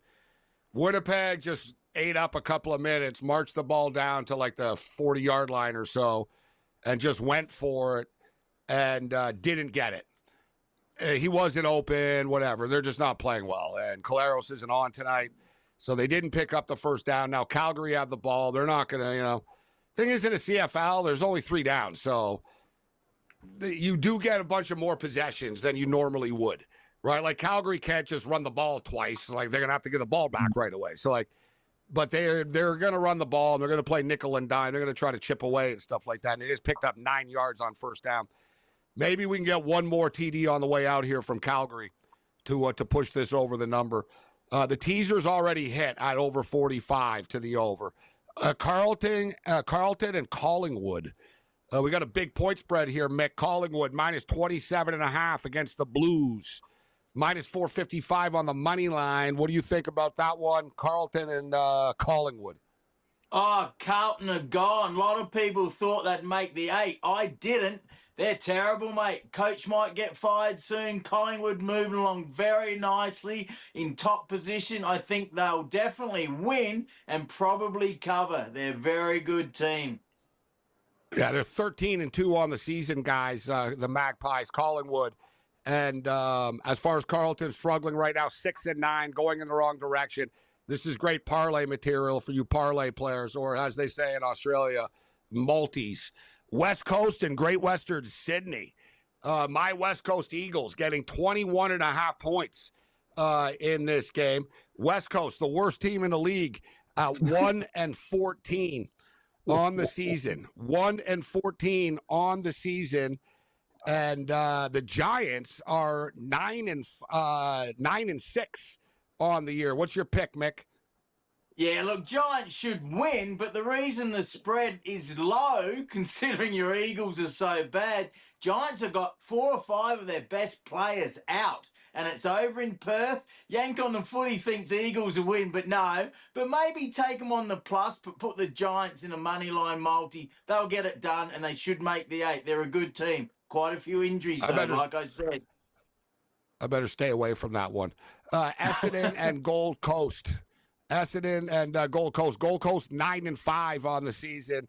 The Bombers, Essendon, are 6-8 on the year. Mick, what do you think of this one? And we have another big point spread, 21.5 here. Yeah, look, Bombers have got too many injuries. Only got a couple of star players, a lot of new kids playing. Now, the Suns might make the 8 for the first time ever, so they have to win this game. They got a good coach, the 3-time Richmond Tigers premiership coach. They got some very good players, and the guys are re-signing. Suns to win. If they don't, they'll be very disappointed. Probably cover as well. All right, the Cats, Geelong, 10-5, yet they're sitting in 5th place right now, so they've slipped a little bit here, Mick. What about the Cats against Richmond and Geelong? How about the point spread here, guys? Oh, my 60, God. 60.5 right now. Yeah, you like that, Cam? You can't even money line this one. It's minus 5,000. Minus 30. Oh, yeah. On FanDuel's minus 3,500. You got minus 5,000? Oh, my God. It's up to 5,000 now. Updated numbers, Wow. 5,000. Nuts. Yeah, look, the Tigers started the year okay with some of their kids, but their full forward, Tom Lynch, he belted a guy in the back of the head, 5-week suspension. It was a throwback from years ago when that stuff used to happen, so he's out. He's a clown. Cats will probably cover that. He's a clown. Every week there's a suspension, Mick, in the AFL. You're like, every week 5 someone's weeks, suspended yeah. for something. Nose candy, punching in the back of the head, like Sounds like they got a lot of things going on in the AFL. Yeah, hotel embarrassments in Vegas. There's always something. We'll bring Julio in a couple minutes here. So we got Brisbane, Port Adelaide, St. Kilda, Hawthorn, Sydney, Fremantle, and then finally in closing, Adelaide and Melbourne. Your Crows, 28.5 favorites. So what are your best bets, Mick? What do you got? All right, take the Lions to win. They'll probably cover. They're a good team. Power's not going too well. Take the Hawks to win as well. Probably cover. Swans and Dockers. That's the tough one. Straight out a home field pick for me. Swans are getting their players back. So take the Sydney Swans, but the toughest game of the round because Dockers are playing well. Crows, Adelaide Crows should destroy the Melbourne Demons. So this is my order of moneyline multis going from the best possible teams to win. Geelong Cats, Collingwood Magpies, Adelaide Crows, Hawthorn Hawks, Gold Coast Suns, Brisbane Lions. So I put in a 9-team multi. It's a good chance to go 9-0 this week because some of the teams are pretty average this year.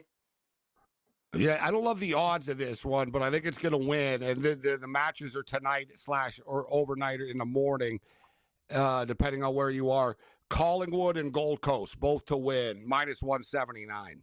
But I think Gold Coast will beat Essendon, and I think Collingwood's going to beat Carlton. So minus 179. And the Calgary Stampeders turn the ball over. So Winnipeg get another freaking possession. There's 6 minutes now left in the game, and they're leaving Zach Collaros in, despite the fact he's sucking. They're trying to get a touchdown and get him going at least, so it's not like they're not trying. Another incomplete pass. Like, it's just brutal. This guy was completing like 74% of his passes this year coming into this football game, and they can't complete like an out pattern. Like, everything is a struggle for them. We're stuck right now, 37-9, 5:57 left. Bombers at midfield, 2nd and 10. Under pressure, he takes off, he picks up the first down and more. Let's get an effing touchdown here, guys, on the way out. All right, Mick, we look forward to seeing your videos at the football game on Sunday night. Enjoy your first Elk game of the year. Yeah, let's hope it doesn't rain and Elks need the win. See you later, guys. Have a good one. You too, Mick. There's Mick Aussie with us. All right, good stuff with Mick Aussie. Let's keep our eye on this game. Here's Collaros scrambling again. He's got nowhere to throw it, and he throws it away. Man, come on, guys. 5:16 left right now. They're on like the 41-yard line or something. They're all over. We need a touchdown. Too. He's been hit a few times in this game, too. Like, Collaros is like Calgary came to play, man. These defensive guys are putting him on his ass, and nothing's easy for these guys. But you're right, Gabe. A lot of drop balls, too, and Collaros is off target tonight. Nice start, though, at least and we're on Calgary. I'm just getting frustrated about the total, but nice start for our win total over 6.5 wins for the Stampeders. They're going to be a nice, robust 3-1 after 4 games. Let's bring in Big Card Julio right now. How you doing tonight, Julio? I'm doing well, gentlemen. Hope you're doing well. Hope you had a great Canada Day. Go Blue Jays. They've been playing red-hot baseball. Yeah, the Blue Jays have been an unbelievable story. And George, we were talking about George Springer earlier. So George Springer in the 4-game series against the Yankees, he hit .571. He went 8 for 14, .571 batting average. He had 4 home runs, 11 RBIs. He scored 7 runs, and his OPS is 2.095. So that's massive. The 11 runs, 11 runs, Cam, is a Blue Jay franchise record for RBIs in a 4-game series for the record, too. OPS 2. So 571, 4 home runs, 11 RBIs, 7 runs scored in a 4-game series for George Springer.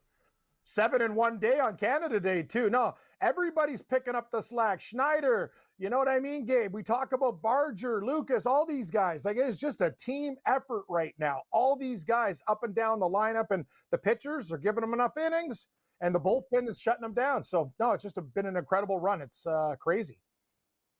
The Blue Jays, we told you earlier, the Blue Jays sweep the Yankees at home for the first time in franchise history. Blue Jays sweep a team for the 6th time this year. And Blue Jay fans are going to like this one. The Blue Jays have 49 wins through 87 games for the first time since 1993. For you young ones out there, the Blue Jays won the World Series in 1993.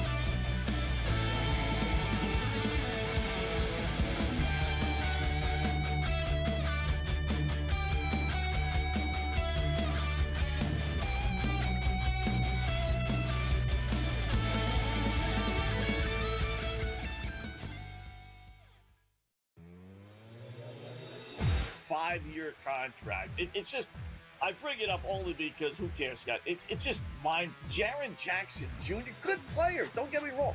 $50 million a year. You know, we all bitch and complain about the Juan Soto deals and the Ohtani deals, and you get guys like Jaren Jackson making $50 million a year. In-game live, only on SportsGrid. There's now 7 different directors of analytics for like the Raptors, the Chiefs, where you can see us all like workshopping these ideas in these threads because golf is so ubiquitous amongst gamblers. And so that was like the most popular non-poker forum was the golf subforum. And then once we started thinking about once I realized in 2013 that Brody's book was coming out, I just thought stroke chain putting was it. The Smiley Show, only on SportsGrid. I'm saying I like their odds because I think they're insane at this point, but I do think they are a very viable option. I don't even think their odds are that insane. Honestly, they won 64 games. So you like this move for them? Well, so the odds... Regardless of the odds, just from a basketball. Yeah, the odds have nothing to do with it. They won 64 games. They were eliminated by the Pacers, who lost Halliburton. The other 60-win team was the Celtics, and they lost Tatum. Like I think... And the Knicks don't have a coach. Betting above the rim, only on SportsGrid. You want to take that gap year and trade LeBron James somewhere and get value, legitimate value for a 41-year-old player, LeBron James, I still think, in return. I think you have to explore that because if LeBron wants to win a title, we've heard so much buzz for, I think, 3 or 4 years now, Kevin, about Stephen Curry and LeBron James wanting to eventually play together. This might be that moment here. If you're the Golden State Warriors, why not make that call? I think that's something you watch out for. Game time decisions, only on SportsGrid.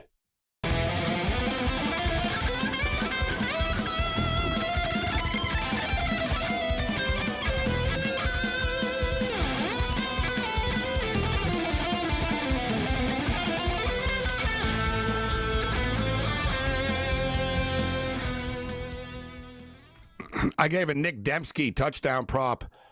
Dembski's got a touchdown, and I don't know, I think he's got a touchdown in like 10 or 11 straight games. I remember they were going on and on about his record last week when he scored a touchdown. He was out, but he came back games that he's played in, like he always gets a touchdown. I don't know what the deal was last week, though, because Zach Collaros was hell-bent on doing it. Like, they got him a touchdown in the first drive type of deal, and they said after, Collaros wanted to get it out of the way. So they just threw it to him here, and we all bet the prop. I see a bunch of you in the chat saying, let's get a Dembski touchdown here. Let's get anyone touchdown here. But Dembski caught it, but he got tackled on the 2. Now they run the ball on first down from the goal line, and they freaking lose like 2 yards. Like, dear God, guys, don't like make me stress out this. Just get it in the damn end zone here. Get it in the end zone, baby. So we're under 3 minutes left in Calgary right now, and we're sweating out the total of this football game. As the Calgary Stampeders showed up to play tonight, it's 37-9 for the Stampeders. Bombers have the ball like the 3-yard line. They're obviously going to go for it, but we only got 2 more cracks at this right now. This, for the love of God, guys, I never understand this in the CFL, the mod of these coaches all the time. They get on the 1 and 2 yard line. They all run the QB sneak all the time. The end zone's like 20 yards, guys. Like, freaking use it. Just, like, dump it over everyone's head. Like, you know what I'm saying? Like, no, but there's a whole point, Julio and Cam, of having the end zone that big. Like, you know what I'm saying? Exactly. Like, you're on the 2. You can tell the guy, bro, just run like 15 yards. I'm going to throw it up in the air for you, okay? Like, you know what I mean, Cam? I hate the toss ball in the NFL because there's no space, right? There's no space. Everyone's so big in the NFL. It's like bumper cars. So when you're on the 5-yard line and you do that little fade pattern to the back of the end zone, it doesn't work ever. In the CFL, it does. You've got 20 yards. So, like, they're screwed. They don't know if you're going to run the ball or not, so you should be able to get open.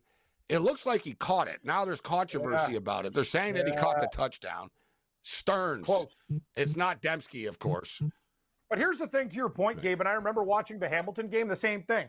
They tried a little sneak. Bo Levi Mitchell can't move. Bang, bang. And then finally did it a fake handoff. But he's open by exactly what he said, 20 yards. Lawler's sitting there. Thank you. That's the thing. It's unguardable in the CFL with the size of the end zone. You're absolutely correct. Touchdown. It's good. They're giving it to him. I would run a bootleg. I would run a bootleg every time on the goal line in the CFL. I'd have the quarterback roll out to the right, and I'd throw it to the left side of the end zone. Everyone will follow the quarterback, and you just throw it back to the other side after. Peyton Manning used to run that play. Doug Flutie was the king of that in the CFL. He'd murder you with that. He almost invented the run, the zone, the RPO, the option where he could decide what he wants to do, the run-pass option, and he just murder you with it. But that was not an easy touchdown that they just got. Like, he threw it up. Buddy made a crazy catch and came down with it in traffic, too. Like, the coverage could not have been any better. Like, that was like the catch of the year Buddy just made. And they made the extra point, so the game has gone over the number. So we can stop crying. My only stupid bet was betting the in-game over 62.5. It's 37-16 right now. All right, let's go from one football to another because Julio likes to bet on it. And tomorrow night, guys, we're going to be on at 8 o'clock Eastern. And we got Chris Vasily from Covers going to be joining us tomorrow night, talking some soccer before the Palmeiras and Chelsea game. That's at 9 o'clock Eastern. Me and Cam will be on at 8 o'clock Eastern tomorrow. Chelsea, plus 100, Julio. Palmeiras from the Brazilian League, plus 280. Who do you like? I'm taking Palmeiras to qualify at plus 150. Just play it on the safer side in case this game goes. I'm loving the way these South American sides play. They're in the middle of their season, so they're chugging along. They're used to the humidity. I just had Chelsea, a great side. Obviously, the far better and more talented side. But I haven't been impressed the way they've been playing this tournament. So give me Palmeiras, plus 150 to qualify. Another Brazilian side, Fluminense, against Al Hilal, who knocked off Man City the other night. Al Hilal are the favorites at plus 145. Fluminense are plus 187. The draw is plus 240. For people wondering about the Al Hilal team, it's like the Live Tour, guys. They spend a lot of money on this team. Yeah. Right? And a lot of these guys, too, would have been on the Saudi national team, and they said, no, don't play in the Gold Cup. We want you to play in this tournament. And here they are right now. I didn't realize, Julio, their payroll. Like, people were talking about it, after the Man City game, about people were like, oh, Al Hilal beat Man City. It's like Al Hilal's payroll was $176 million. So they're not like Auckland City making $90 a week. Their goalie's unbelievable. He's from Montreal. He plays for Morocco. The Bono guy, he's unreal. I'm going to say Al Hilal beats Fluminense tomorrow. Or I'll say he advances because I think it could be tied after 90. I'm going to say they advance.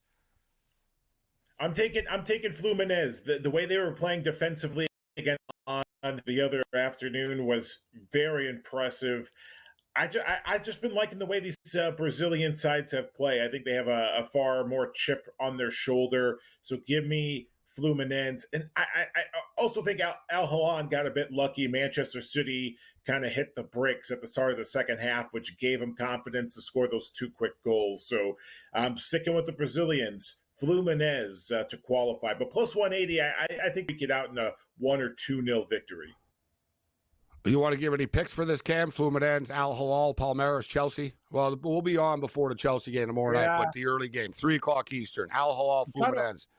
I kind of want to fade Chelsea in that spot, and you guys know more than me. I've already bet the draw in the Mexico game, Mexico-USA. I like the regulation draw. That's on Sunday. But yeah, Gabe, I'm basically gonna ride the picks here. I bet only a couple games in this thing, so I'll let you guys, the experts, tell me what to do in this game. But I'm not sure how you guys feel about totals in these games in comparison, because a lot of these other games are going under. You guys like unders in these games? Or Fluminense and Al Hilal will be an under. Like Julio said, Fluminense play big defense. Al Hilal are hard to score on. I think that'll be an under. I could see the Chelsea game going over. Yeah, I wouldn't. 2-1. That one wouldn't shock me. We'll hit PSG, Bayern Munich on the other side. Real Madrid, Borussia Dortmund, and of course, as Cam mentioned, USA, Mexico. Not a bad bet. It could go to extra time. I love the under 2.5 in that game.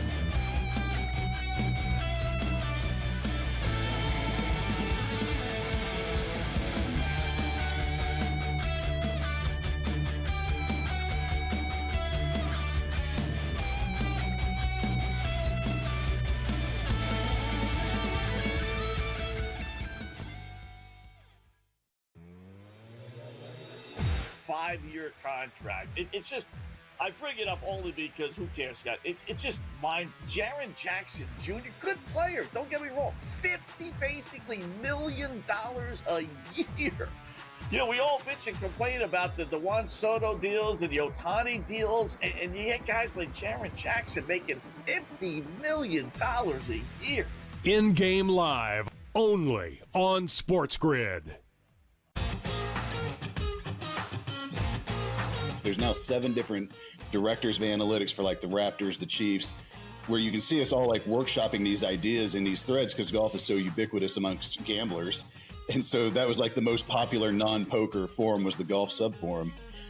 And then once we started thinking about once I realized in 2013 that Brody's book was coming out, I just thought stroke chain putting was it. The Smiley Show, only on SportsGrid. Saying I like their odds because I think they're insane at this point, but I do think they are a very viable option. I don't even think their odds are that insane. Honestly, they won 64 games. So you like this move for them? So the odds, regardless of the odds, just from a basketball. Yeah, the odds have nothing to do with it. They won 64 games. They were eliminated by the Pacers, who lost Halliburton. The other 60-win team was the Celtics, and they lost Tatum. I think, and the Knicks don't have a coach. Betting above the rim, only on SportsGrid. You want to take that gap year and trade LeBron James somewhere and get value, legitimate value for a 41-year-old player, LeBron James, I still think, in return. I think you have to explore that because if LeBron wants to win a title, we've heard so much buzz for, I think, 3 or 4 years now, Kevin, about Stephen Curry and LeBron James wanting to eventually play together. This might be that moment here. If you're the Golden State Warriors, why not make that call? I think that's something to watch out for. Game time decisions, only on SportsGrid.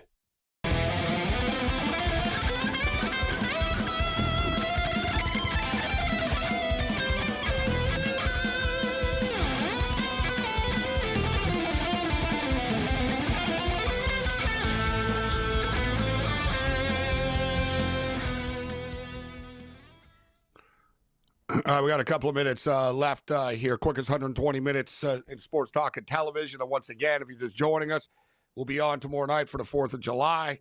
4th of July special, 4 hours, 8 o'clock. So we're on 2 hours earlier tomorrow night, 8 o'clock until midnight Eastern, 4th of July tomorrow night. We'll have live Major League Baseball, CFL football, FIFA Club World Cup, and MLS soccer. That was a nice, pleasant surprise to see that the Vancouver Whitecaps are playing on Friday night against the LA Galaxy. What isn't cool is the Vancouver Whitecaps are missing 8 players tomorrow night. They're without 8 starters tomorrow night. Yet, I don't know. The Whitecaps are weird. Like they were out. They didn't have the same 8 guys against the LAFC the other day, and LAFC are good, and the Whitecaps beat them right in LA 1-0. Like so, the Whitecaps beat Seattle without anybody. Like the Whitecaps are like really good.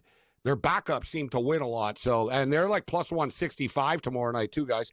All right, quickly, Julio, who do you got? PSG, Bayern Munich, Real, and Dortmund. The future on Bayern Munich at 6-1. All right. The game. That's where I'm going. I like Bayern Munich. That was awesome. I got Bayern Munich. All right. So it's Bayern Munich. Okay. So I like Bayern Munich against PSG. Oh, so good. And Mexico and USA. What's your pick? Oh, that's funny. I like under 2.5 goals and USA to lift the trophy at even money. Giddy up. USA to lift the trophy, even money. That's Sunday night, 7:00 Eastern at Reliant Stadium in Houston, where the Texans play. It's going to be like a home game for Mexico, though. The Mexicans take these stadiums over. So it'll feel like, I'm not saying there won't be some, there'll be American fans, obviously, but it's going to be like a Mexican home game. I love the under Mexican. 2.5. It's plus 210. USA are plus 210. Mexico are plus 155. And the draw after 90 is plus 200. We've been going straight to penalty kicks after 90 in this tournament, but now that it's in the final, they would go to extra time, just to be aware of that if you're betting it. All right, as far as the golf is concerned, the John Deere round 1 today. And Doug Gim, Texas Longhorn, Doug Gim with a big opening day. So Doug Gim's at -9. Eckroat's at -8. Max Homa sighting. He's one back right now. Yeah, Sam Stevens, Lipsky, Lawler, Michael Kim. So it's an interesting leaderboard so far in this tournament. Who do you like moving forward now, Kim? It's tough right now because there's too many guys crowded up, but there's a lot of good five unders, and they're only 4 shots back. I told you, Chris got her up and get him down. I watched him miss a couple putts today, but he shot a 5 under, really respectable. A lot of guys are there, Morency. He's the guy I'm looking at, but guys, Max Homa at 12-1. If you can find anything better than that, this is a weekend field, and this guy says, I need to get my act together. He's had a horrible year, but he's been working on his game, and he looks very, very strong early. I just think the number we deserve a little bit more, Gabe, than 12. I see 14-1 now. Ooh, get me 20. It's not that much of a difference, but it's a little bit. 14-1 for Max Homa. Doug Gim is 11-1. I don't think Gim's going to win. Gim's 11-1. Homa's 14-1. Michael Kim 14. Sam Stevens 14. Eckroat 18. Kevin Yu 18. Siwoo Kim 18. Denny McCarthy 20. Ricky Fowler. The crowd is all pulling for Ricky. Ricky's 25-1. Got her up 28-1. Grillo is 28-1. Cam Champ 33-1. Keith Mitchell 35-1. All right. So as far as tomorrow is concerned, let's go with the under in the Al Hilal game. All right. Let's go with the under 2.5, and that is -143 right now. So under 2.5, -143. That'll be my bet for that game at 3:00 Eastern. We'll be on the air tomorrow night before the Chelsea and the Whitecap game. The Ticats and the Argos. Give me the over 52.5. And this is one of those hold your breath type of games. Anything can happen. They really don't like each other. Hamilton has gotten the better of the Argos, but I'm leaning with the Argos plus the 3.5 right now.